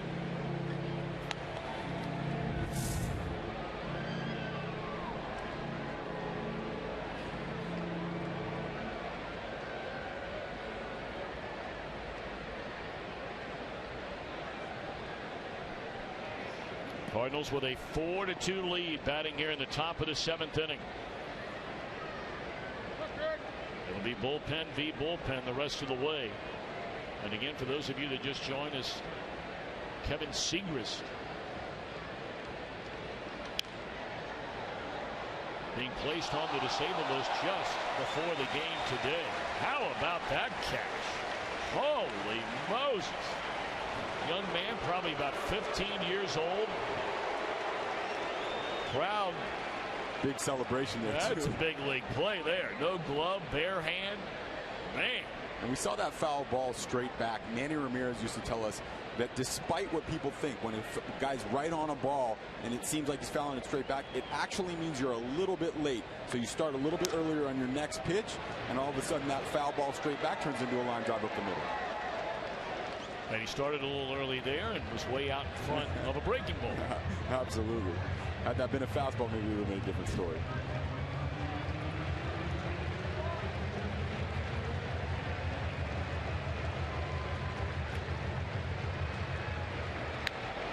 Well, he couldn't ask for a more beautiful night on this Saturday night, Memorial Day weekend in Cincinnati. Cardinals and the Reds, sellout crowd. Extra day off for many of you. Broken bat, within the inning. Cincinnati will bat, bottom of the 7th, trailing by 2.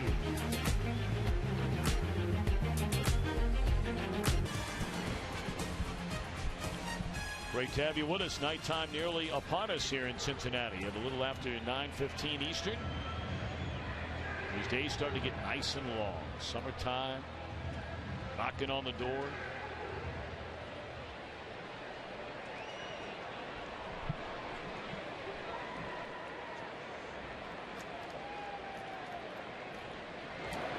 Ball 1 to Brian Pena, facing Carlos Martinez, leading off the 7th inning. Now, I'll show you those numbers, those splits a moment ago. Right-handers hitting versus left-handers hitting against Martinez. He has had far better success against the righties than the lefties, who have hit nearly 300 against him. Pena's switch hitter, but then you go right-handed hitter, and more than likely the former Cardinal Skip Schumacher, depending on what transpires in front of him. Broken back. Time for a game break. Let's check in with our friend Kevin Burkhardt back in Los Angeles. Kevin?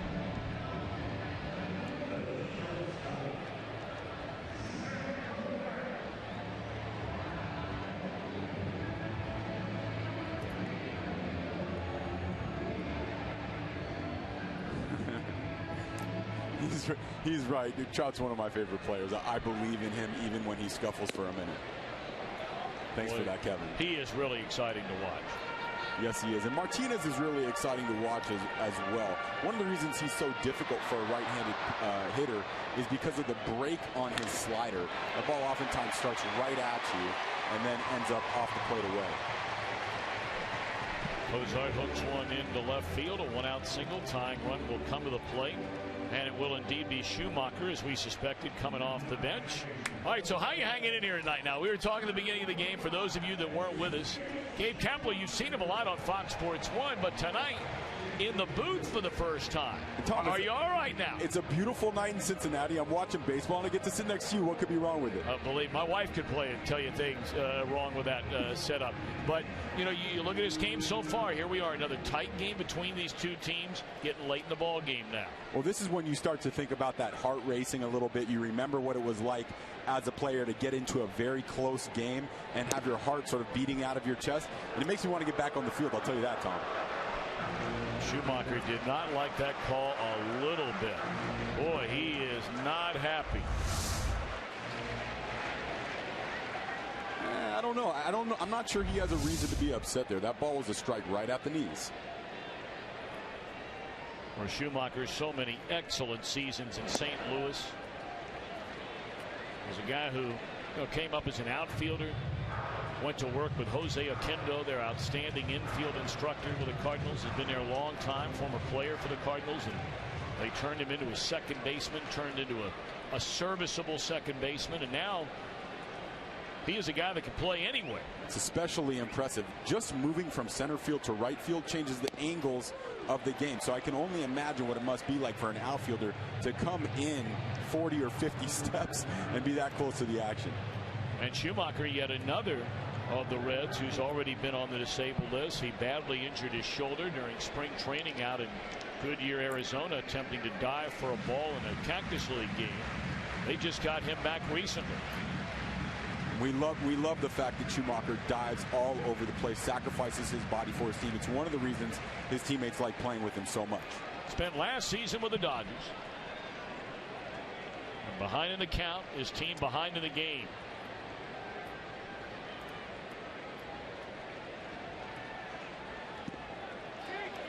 Two and two on Skip Schumacher. When a guy bounces around from team to team, the automatic narrative is that the team that he was with didn't want him. But the other side of the coin is that the team that he's going to absolutely did. The Reds brought him in and gave a 2-year contract for a guy that's not going to be an everyday player. Originally came up with the Cardinals, was there for a long time before he left last season to go to L.A.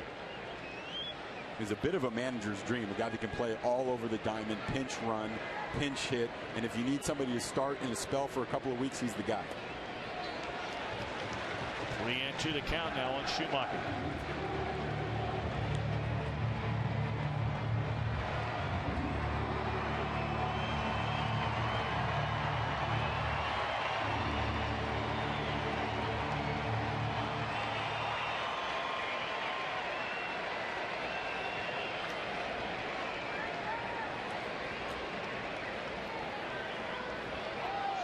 Runner goes and a base hit into left field. Cozart will slam on the brakes after a hard turn.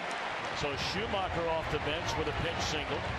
And the Reds for a second straight inning knocking on the door.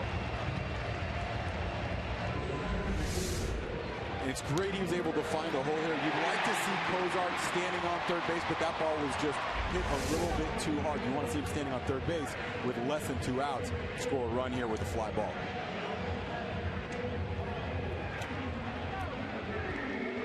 Well, the Reds had plated a run on 3 straight hits just 1 inning ago. They had second and third and nobody out and could not score again. Great leaping play made by Ellis on the liner by Mesoraco. And right now, that's the biggest play in this game. Garcia struck out the left-handed hitting Jay Bruce, and then they brought in Martinez to strike out Ludwig. But that play by Ellis, if he doesn't make it, it's a 2-run single. And we're sitting in a 4-4 affair. If you're Heisey here, you just want to keep the line moving. You don't need to hit a home run right here. Just get Frazier to the dish. Threw a fastball right by him at 100 miles per hour.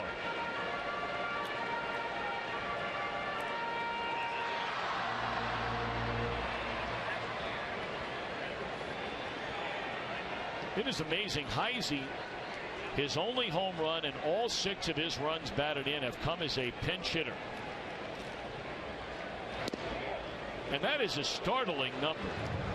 If for no other reason than because of all the injuries that have taken place on this Reds team, Heisey has started a lot of games, and he is still in search of his first run batted in as a starter this year. Well, if he gets it here, he will have earned it after laying off that fastball just inches off the plate away. A little easier read there on that breaking ball.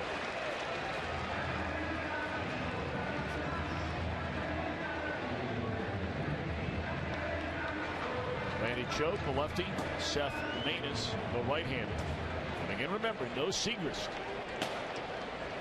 So Martinez, Segrist, and Rosenthal, the primary threesome they go to late in games. He's not here tonight. And Heisey went around. 2 outs in the inning.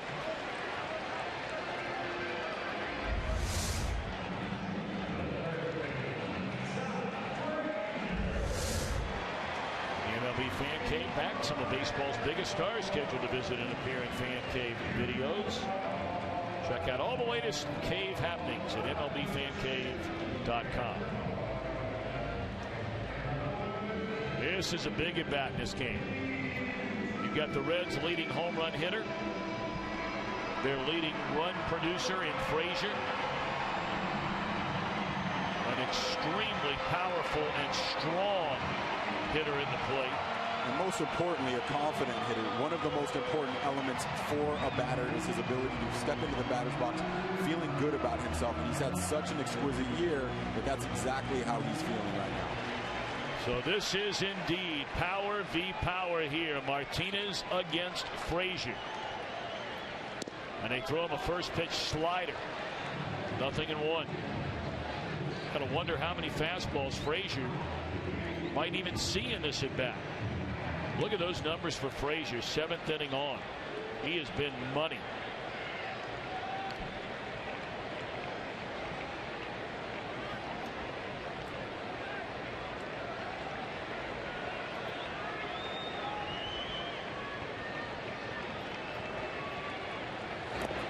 All the way to the backstop.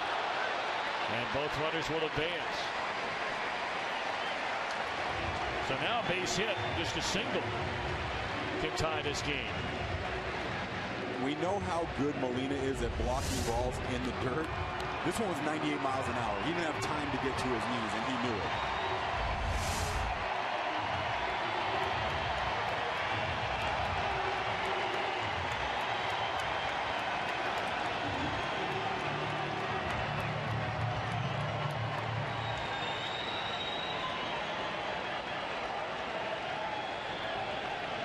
One on Todd Frazier.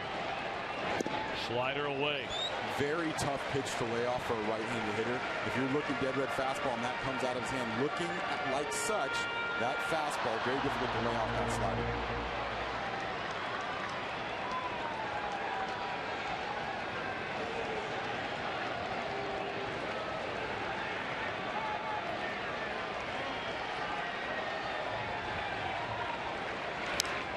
Fastball back to the screen. Once more to 100.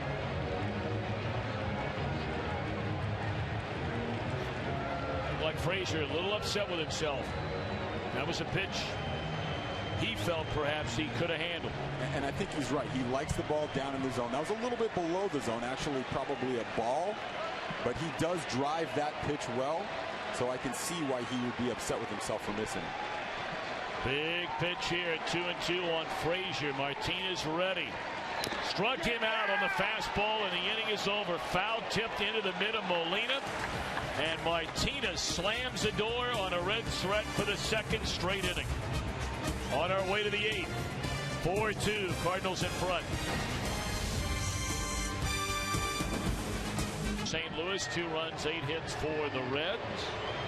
Both teams have left 6 runners on base. Reds 5 of the 6 in the last 3 innings. Logan Andrusik, who, like J.J. Hoover, took his lumps the early part of this season out of the Reds bullpen. Schumacher remained in the game to play center field, taking over for Heisey as part of a double switch by Brian Price. Hoover, an inning, a hit and a strikeout, no runs. Got to believe the night is over for Martinez. We'll wait and see for sure.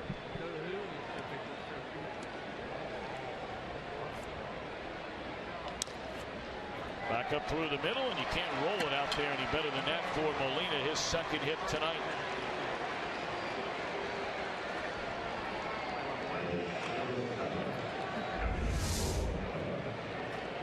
It always amazes me, no matter how much movement a pitcher has on his stuff, Yadi seems to track it well, put the barrel of the bat on it. Well, for Molina, it's a 20th game he has played in this year where he has had more than one hit. Most among all National Leaguers, one better than his teammate, Matt Adams. Like Paul Goldschmidt put together quite a year last year and off to another big start this year for Arizona. Yeah, he's got the ability to drive the ball out of the ballpark to any part of the field, and he's proven himself as one of the best offensive first basemen in baseball. 1-1 to Johnny Peralta. Peralta, without even putting the bat on the ball, had one of the biggest at-bats in this game. They had first and second and one out in the inning. He ended up drawing a walk, and it proved to be a big walk because it loaded the bases. A sac fly brought in a run. Then a two-out single by Jay plated another, and those two runs right now the difference in this game. The foul ball is actually one of the most underrated statistics in all of baseball because it extends it at bats. It frustrates pitchers, forces them to drive their pitch count up, and eventually it leads to walks. Well, they have finally determined a winner after a long day and now night of baseball in Tampa, in St. Petersburg technically, but the Rays hosting the Red Sox. Will have a brain game break on that momentarily.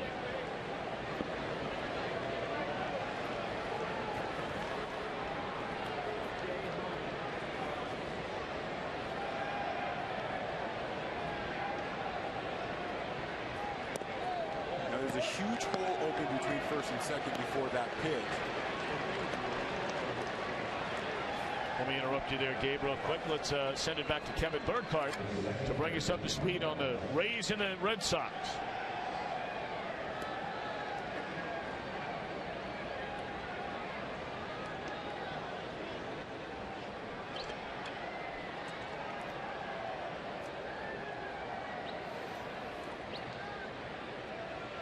Oh boy, you think that's your reaction. What do you think the reactions are in some of the papers in Boston right now? That would not be pleasant. Boston is a scary place when that team is losing. Yes. And every player on the team feels the pressure. When they go out into the streets, the fans let them hear about it.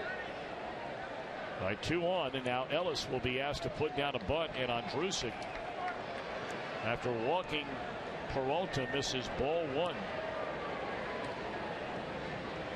And Ellis coming down to visit with Jose Oquendo. Make sure they've got the sign straight.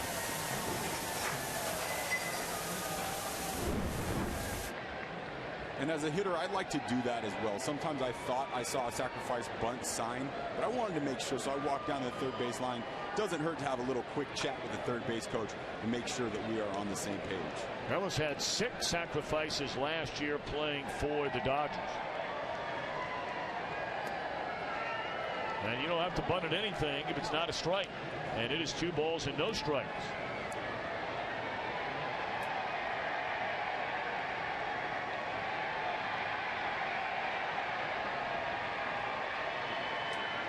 Where did it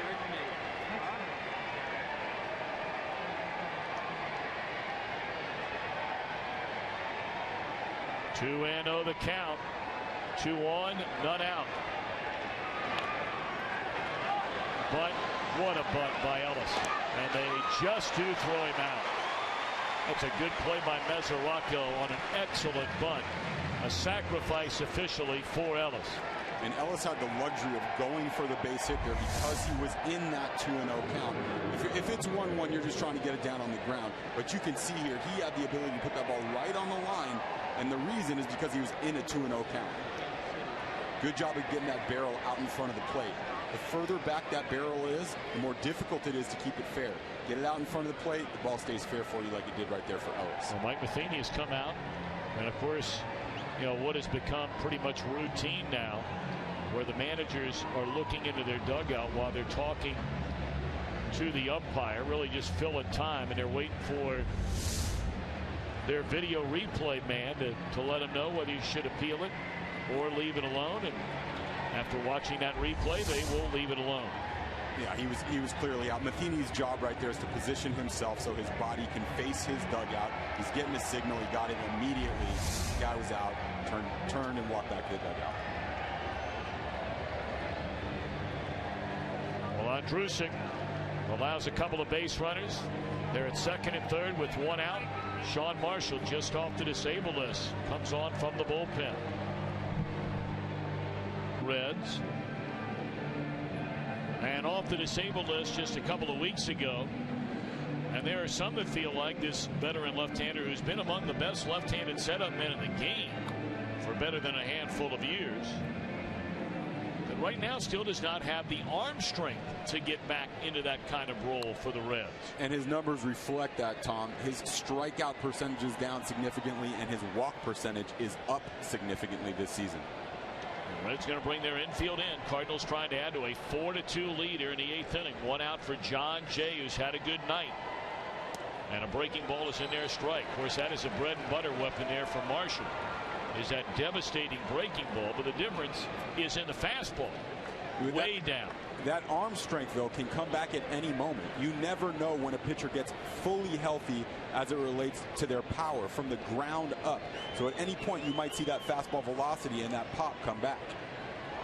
Jay 1 for 9 in his career against Marshall. And there's another wicked breaking ball to get ahead 0-2. Absolutely. You can see a ton of downward angle and horizontal angle.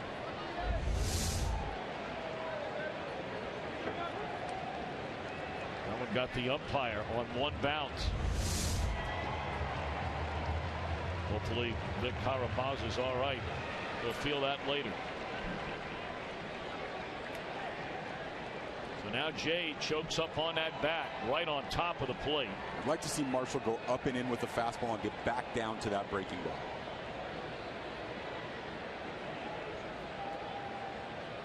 ball. Long look in. And now Marshall okays a sign with Mesoraco, and the 0-2. Threw him a fastball, and he bangs it into center field, a hit to knock in a run. Tom, he missed with the location on the fastball. Mesoraco was absolutely starting to lean to the inside part of the plate. He just put the ball right down the middle.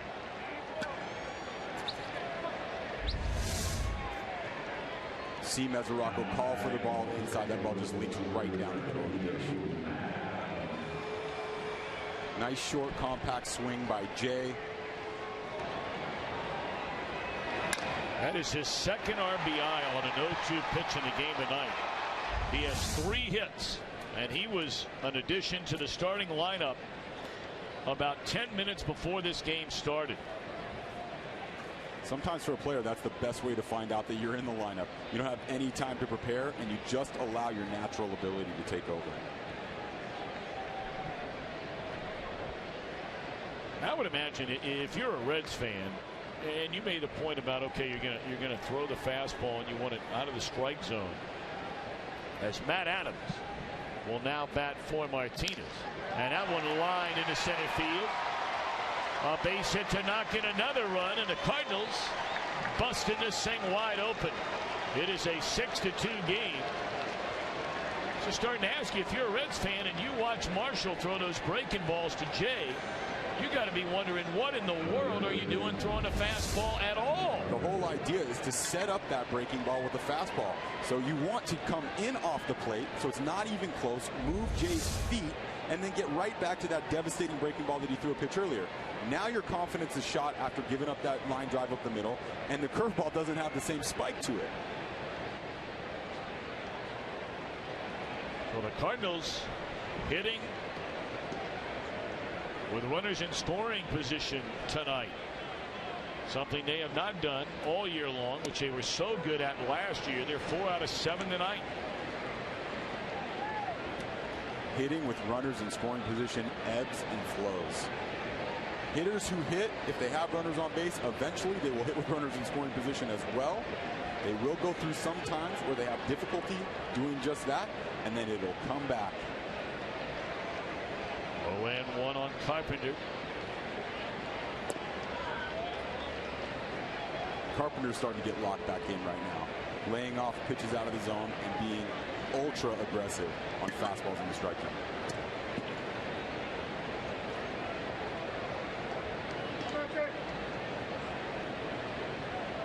Well, getting the big hit has been the difference here over these last 3 innings. They remember the Reds had second and third, nobody out in the 6th inning, trailing by 2. They could not score with second and third and none out. The Cardinals, meanwhile, with the bases loaded and 1 out, get a sac fly and a 2-out single by Jay. And then here in the 8th inning, with 2 on and 1 out, consecutive singles by Jay and Adams off the bench. Tom, now here's the rub as it relates to what we were alluding to earlier. Mesoraco called for that fastball in after the nasty breaking ball. Now he doesn't necessarily have the confidence to do it again. He may have to go away when he wants to go up and in off the plate. Which he does, and it misses.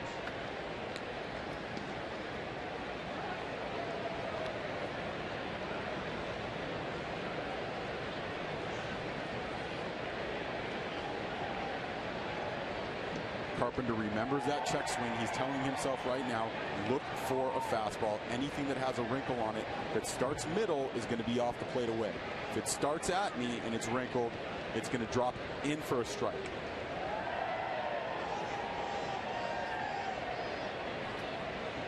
Two and 2 on Matt Carpenter. 2 on and 1 out.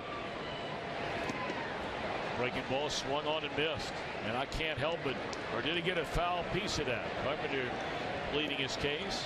And no, says Carapazza. 2 outs in the inning.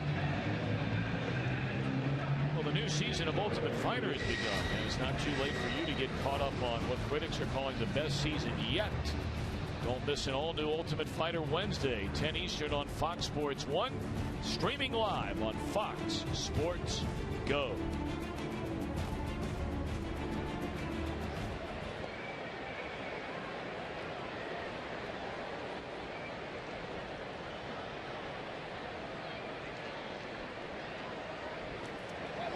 Swing and a miss, and that one gets through Mesoraco. Both runners will advance.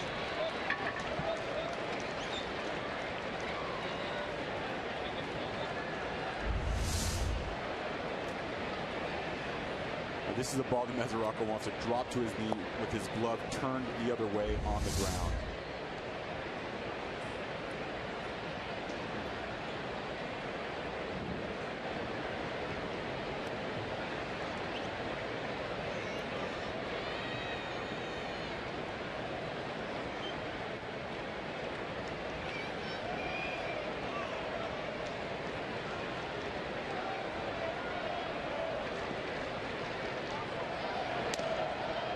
One and 1 to Shane Robinson. 0 for 4 in the game. Struck out his last time up in the 7th. Mesoraco's looking like he's not seeing the ball well out of Marshall's hand. We often talk about how a hitter doesn't see the ball well. The catcher has to try to see the ball a long time as well. Dan Marshall's got that breaking ball working. And again, you know, I still find myself asking, and I'm sure many who are watching this game, both Cardinal fans and Reds fans, and they're saying, man, if you're a Cardinal fan, you're saying, thank goodness he came with that fastball to John Jay. Absolutely.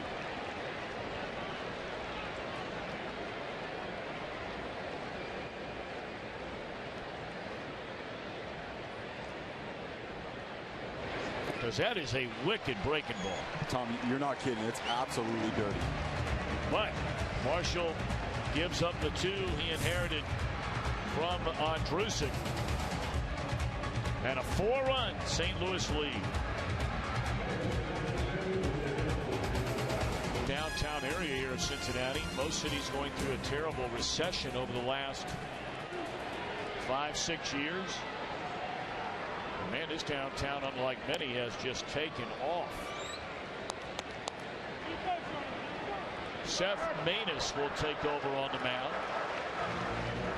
Maness, like many young Cardinal pitchers, did so many good things a year ago.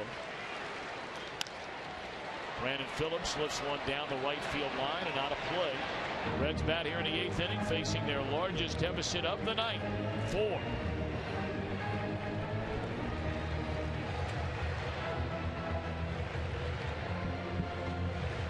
Maness' job here is to come in and get ground balls. His ground ball percentage is sitting at 50%. Very impressive. He's going to allow his defense to do the work behind him. Not going to try to strike you out. Just get a ground ball. Let your boys gobble it up. Maness came in last night, allowed a run. Gave up a long home run to Mesoraco. He allowed 4 hits in an inning and 2/3 and had to be rescued by Segrist for the final out in the 7th.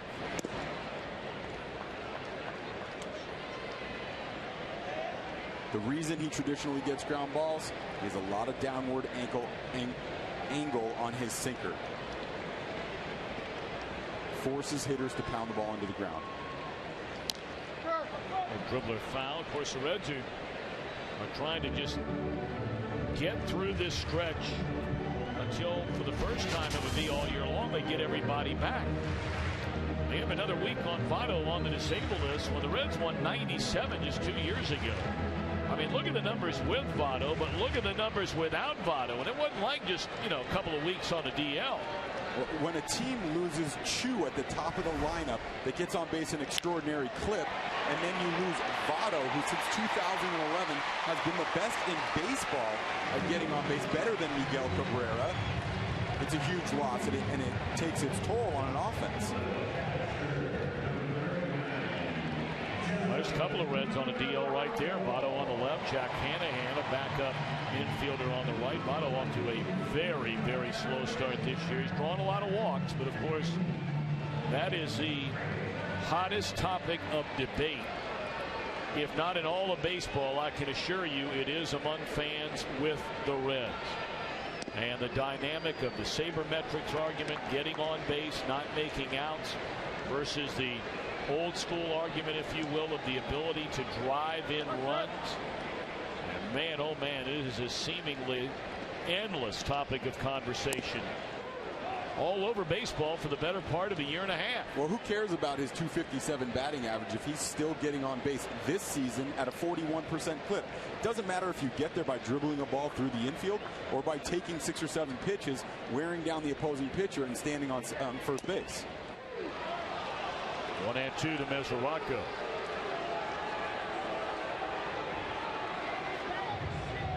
Mesoraco hitting his first little mini slump of this year.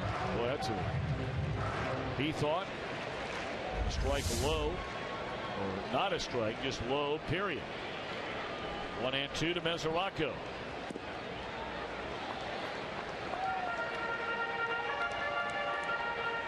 I don't think the issue so much with Votto has anything to do with a .250 batting average. And, that's all fine and dandy, getting on base better than 40% of the time. But, this is one of those arguments where I think really you have to open, everybody does. Those that are anti-sabermetrics, those that are pro-sabermetrics. You do have to open your mind to the other side of the argument. Absolutely. You're paying a guy, the kind of money, and you hate to bring money into it, but that's the reality of baseball today. When you're paying your number 3 hole hitter to knock in 70 runs, and this year on pace to knock in less than that, I think it's only natural for fans to ask the question, is that enough? I absolutely think it's natural, but you're not really paying him to drive in runs. His ability to drive in runs is out of his control. If there's nobody standing on second base, he cannot drive in a run. We have a statistic called weighted runs created plus. It essentially compares an offensive player with the rest of the league, and just this year he is 43% better than the average major league offensive player. Driving in runs or not, that's still very impressive. his career, or last year he was 56% better than league average. This year he's 43% better than league average. Eventually that number will tick back up to his career average. You can absolutely dependable Joey Votto. That's going to be all for Manus. He does what he does, and that's get a double play ball. So Choate will come on. Cardinals lead by 4 in the 8th. Too cool. Give me that hat, would you, Tom? Oh, look at the big guy. I'm talking about the little guys over there to the left. I didn't know they had company. I just now realized that's my son. Just now, huh? Tell you what, can't get out of his own way when Dad's not around. 2 down in the inning. And Randy Choate, boy, here's a guy whose career just goes on and on and on. I know, Gabe, you have known him. You played with him a long time ago. And, I mean, he just keeps rolling right along and getting people out. Now, I know he's taken a few lumps, but it's very misleading for a guy.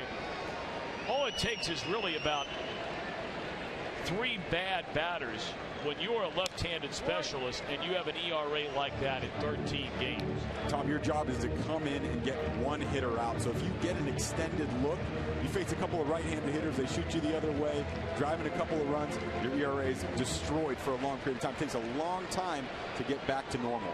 Now, if you're a guy that's coming in giving 2 innings out of the bullpen, inning and a third, inning and 2/3 like that, you can get it back down. When you're coming in for a third of an inning most of the time, that's a long ride to get that ERA where you want it. That's right. If Choate comes in right now and induces a ground ball from Jay Bruce, he's done his job and he's ready to get out of the game. Hand it off to somebody else. I did what I was supposed to do, did what I was called on to take care of. 3-1 to Jay Bruce. Now you can die by the same thing, because if you're coming in to get one guy out and you put him on base, that's equally damaging. Well, we've got the right-hander Pat Neshek getting loose in their bullpen. Oh, what a pickup he's been. They just activated Jason Mott off the disabled list. Of course, the last time we heard from Mott was when he led the National League in saves back in 2012. Missed all of last year. And I know Rosenthal is, by definition, the leader of that bullpen, but Mott has the attention of all the other guys in that pen, well, including Rosenthal. He's got the experience factor on his side.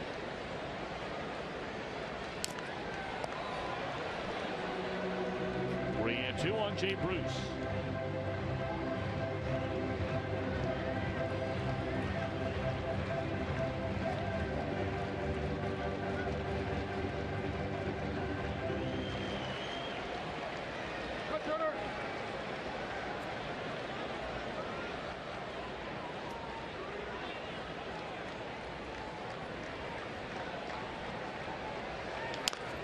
And he gets that ground ball, but it rolls foul.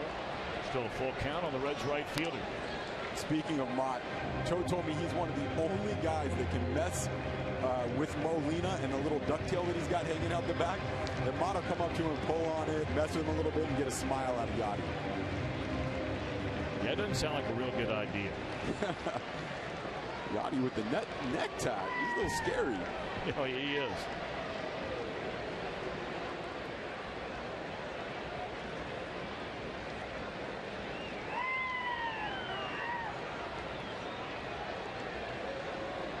Cardinals are running to first. They got another in the 4th. Reds made it a 2-1 game in the bottom of the 5th inning. Cardinals got 2 in the 6th. And then the Reds had big chances in both later of that 6th inning and in the 7th. And Choate strikes out Bruce, and we're on our way to the 9th. Cardinals 3 outs away from evening this series at a game apiece. Only on Fox and Fox Sports 1. Streaming live as well on Fox Sports Go. Sam LeCure,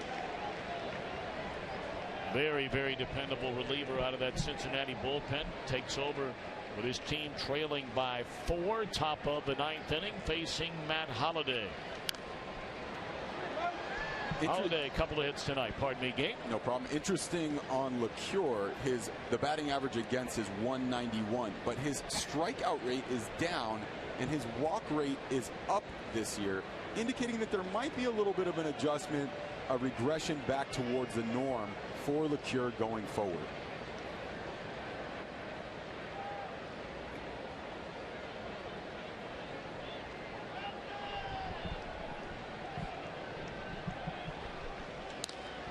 Line into left field. That'll be a base hit for Holiday and a 3-hit night for him. He's knocked in a run and scored a run tonight.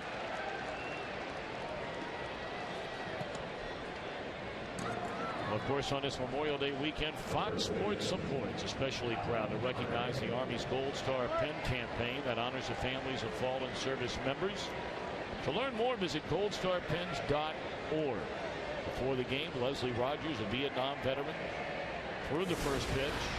James P. Riley, the catcher. And again, our thanks to all of those who have served, are serving, and will serve the United States of America. Thank you.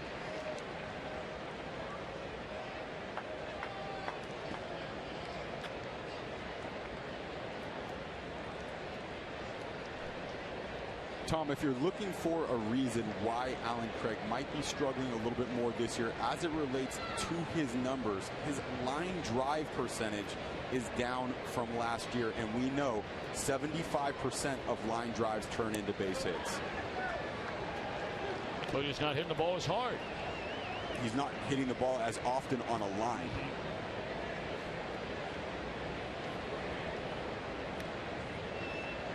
I mean, they're putting a lot on Craig this year. We talked about this young man has just had a terrible time staying healthy.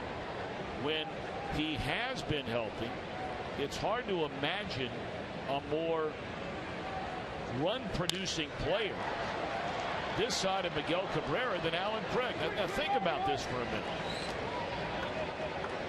In the last 10 months that he has been healthy playing baseball, try not to dominate you with too many numbers, but you put him in perspective over a 6-month season. The last 10 months Craig has been healthy, where he got 50 at-bats or more. His RBI counts in those months have been 19, 19, 16, 17, 20, 18, 19, 26, 16, 17. What it all boils down to is he's knocking in a run every 5 at-bats in the 10 months that he has played healthy. He's been extraordinary when he's been able to stay on the field. There is no question about it. But he is having a frustrating start, and there's no question about that, to this 2014 year. That's the third time he has struck out tonight.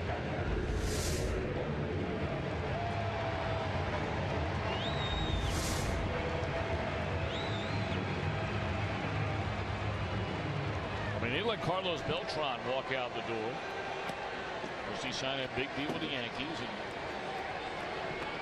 And the Cardinals have been very shrewd in the decisions that they have made, perhaps none bigger than the decision they made not to sign Albert Pujols and what that has done to their overall team payroll. Now you have to have the horses to replace him, and Craig was the guy ultimately who took over that first base position. They had so many other players that they had either brought in or coming up in their system, or already guys that were established at the major league level. But you can talk about all these other things going on with the Cardinals team, and there are a lot of great things to talk about. But it certainly can be argued the biggest single decision that they made, and the best decision that they made, was not paying Pujols on a 10-year deal. When you let an iconic figure walk, it takes an extraordinary amount of courage because you're worried about the backlash from the fans. But they saw a regression coming. This guy was getting past his peak years, and obviously he's had an extraordinary resurgence thus far this season, early in the season. But they saw a pattern. They saw that he was declining physically. It was the right move. A 10-year contract for Albert Pujols was not the appropriate decision for the St. Louis Cardinals at that time. And it was a gutsy call, as you pointed out, because there is no doubt Pujols is one day going to the Hall of Fame. And he was the best offensive player in the National League for over a decade. So you could say that he earned that contract that he received with the Angels. The other way to look at it is maybe you try to sign a shorter term deal if you're the St. Louis Cardinals. They just weren't able to get Albert to buy in.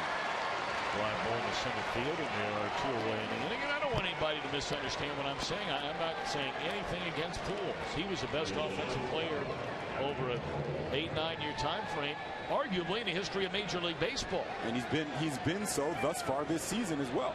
So you could see a resurgence, but over the long haul, a guy is going to decline into his mid to late 30s. We're going to see it at some point with Robinson Cano. It's an inevitability. You cannot produce at that level all the way into your early 40s. It just doesn't happen. And where you get so much of that is when you're in, and while the Cardinals are the great fans and they pour in there every single night, well, the bottom line is they are still in a market that is in the bottom third size-wise, much like Cincinnati in Major League Baseball. You're not going to spend $200 million on a team payroll. When you're locking up a guy for $250 million over a 10-year time frame, if you're not going to spend $200 million to cover up some other holes, then that really, really begins to drain and sap what you can do around a given player. It's very difficult to ignore what a team like the Oakland Athletics does with their payroll. They bring in a combination of a guy like Norris and Jaso behind the plate to try to match the production of a much more expensive catcher, and they've done so successfully. That's why every year it seems that they win 90 games with such a small payroll. The Tampa Bay Rays do it very effectively in the American League East as well. They've won 90 straight games for 2 consecutive years with the lowest payroll in the division. 2-1 on Johnny Peralta. And now 2-2. Peralta over 2 tonight, has walked twice. And that is Jason Mott getting loose in the Cardinal bullpen. That beard though, Tom. What a beard. He has been such a big part of their success over the long haul as Mott. High fly ball to right field. And Bruce will track it, inning over. So the Reds will bat, it appears, against Mott in the ninth, trailing 6-2. All of last year, Jason Mott led the National League in saves, 42 of them in 2012. Mott is trying to finish a game tonight for the first time since the 2012 National League Championship Series against the Giants. Pitched an inning and 2/3, allowed a hit, no runs, and a strikeout against Arizona 3 days ago. Coming all the way back from Tommy John surgery. That year in 2012, he struck out 30% of the batters he faced.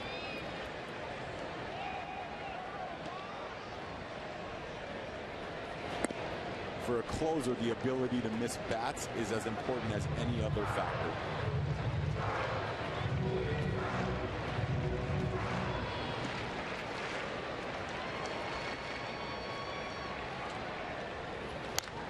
And a high fly ball off the bat of Brian Ludwig. Drifting back Holiday. Goodbye. It's a 3-run game.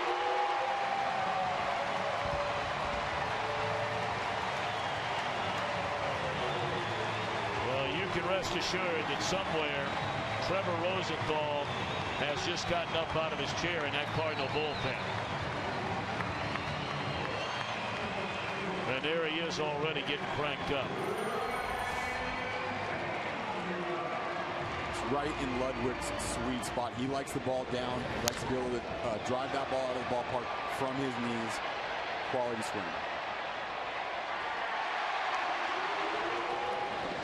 So now Brian Pena, the batter, he looks at a strike. 6-3 ball game. Ludwig has really been struggling with that bad knee. That's his first extra base hit in almost 2.5 weeks. guessing Matheny does not want to use Rosenthal in this game. He's already got 23 innings plus this season, on pace to far exceed last year's total of 75. Of course, all these flamethrowers down in that Cardinal bullpen, none of them hide the fact that they want to be starting pitchers, starting with Rosenthal, and he's the most vocal of the group. He's always been a starter. He wants to be a starter again. And the same holds true for Segrist and for Carlos Martinez. And right now, there's just no room in this Cardinal rotation. In the air, short left field. This will be out number 1. Which brings us to, unquestionably, the king play of the day, brought to you by Burger King. Runners at second and third, 2-run game, and the leaping grab to take away what would have been a game-tying base hit by Devin Mesoraco by Mark Ellis. Spectacular display of athleticism and timing.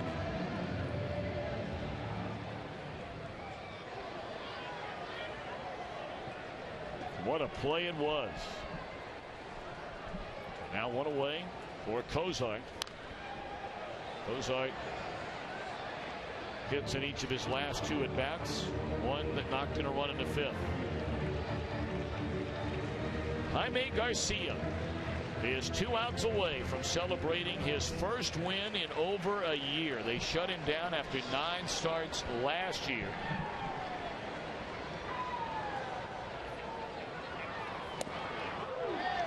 Oh, 2 on Cozart.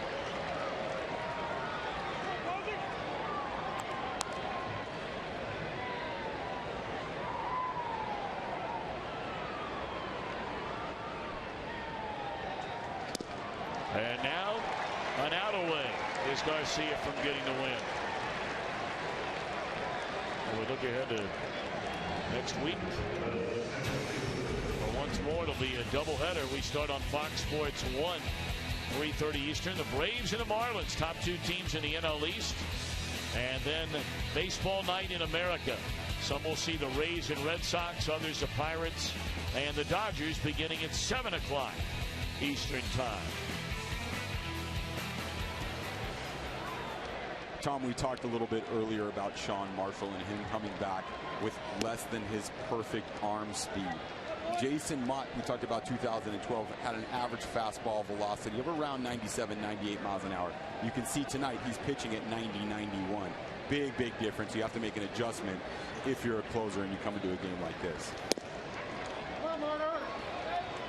There's 94. 2-0 on Schumacher, who had a pinch hit single his only time up in his 7th inning.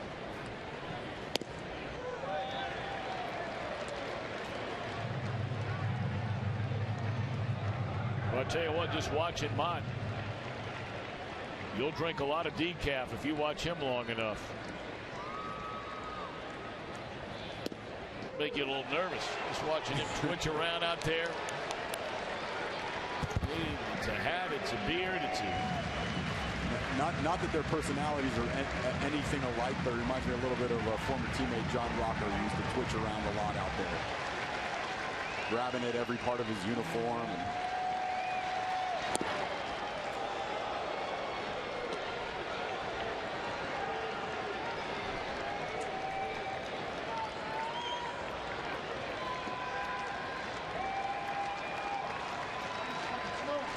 3-2 to count on Schumacher.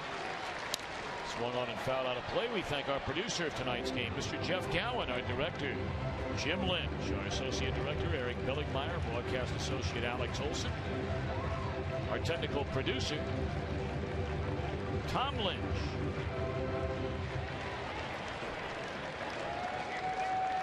Simon Benazra, our technical director, our entire crew here from Cincinnati. And there's ball 4 to Schumacher. So decision time perhaps for Matheny, or does he give him a chance, he being Mott, to retire Billy Hamilton? Nope, he's not even going to wait, because the one thing Matheny does not want to have happen is to give Frazier a chance representing the tying run here in the ninth. and he would be after Hamilton. So this will be a double switch. And we'll tell you about the new changes. Reds bat in the ninth, down to their final out. All right, so their closer, Trevor Rosenthal, coming in with a 3-run lead and 1 out to get a save. And an excuse me swing by Hamilton. Bang, bang play here, and Hamilton beat it out. The fastest runner in all of Major League Baseball has given his team a chance to bring the tying run to the plate with an infield hit. And when you see an infield playing that shallow and a good job getting a good jump on that ball, Hamilton's speed is just exquisite. It's extraordinary how fast he is out of the box.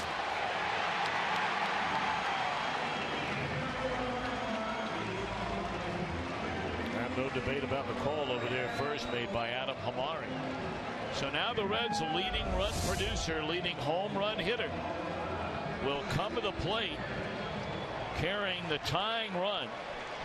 2 on, 2 out.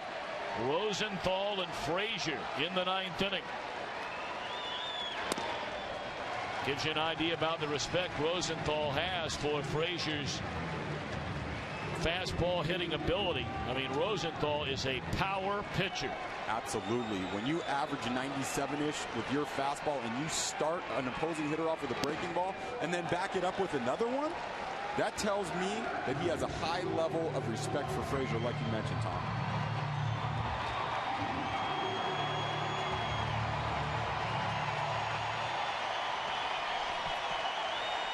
One to Frazier. Finally got a fastball and swung and fouled it out of play. And now Rosenthal ahead in the count at 1-2. So we talked about what it means to foul the ball straight back. It means you get ready a little bit earlier. You get that front foot down just a slight bit earlier. If that fastball's in the same location, you crush it. And it came back with another breaking ball, and that is strike 3. Jaime Garcia wins for the first time since the 17th of May last year. So that's going to do it. Coming up next, we'll send it to our Los Angeles studios. Post-game coverage right after these messages with Kevin Burkhardt and Frank Thomas. Have a great weekend, everybody.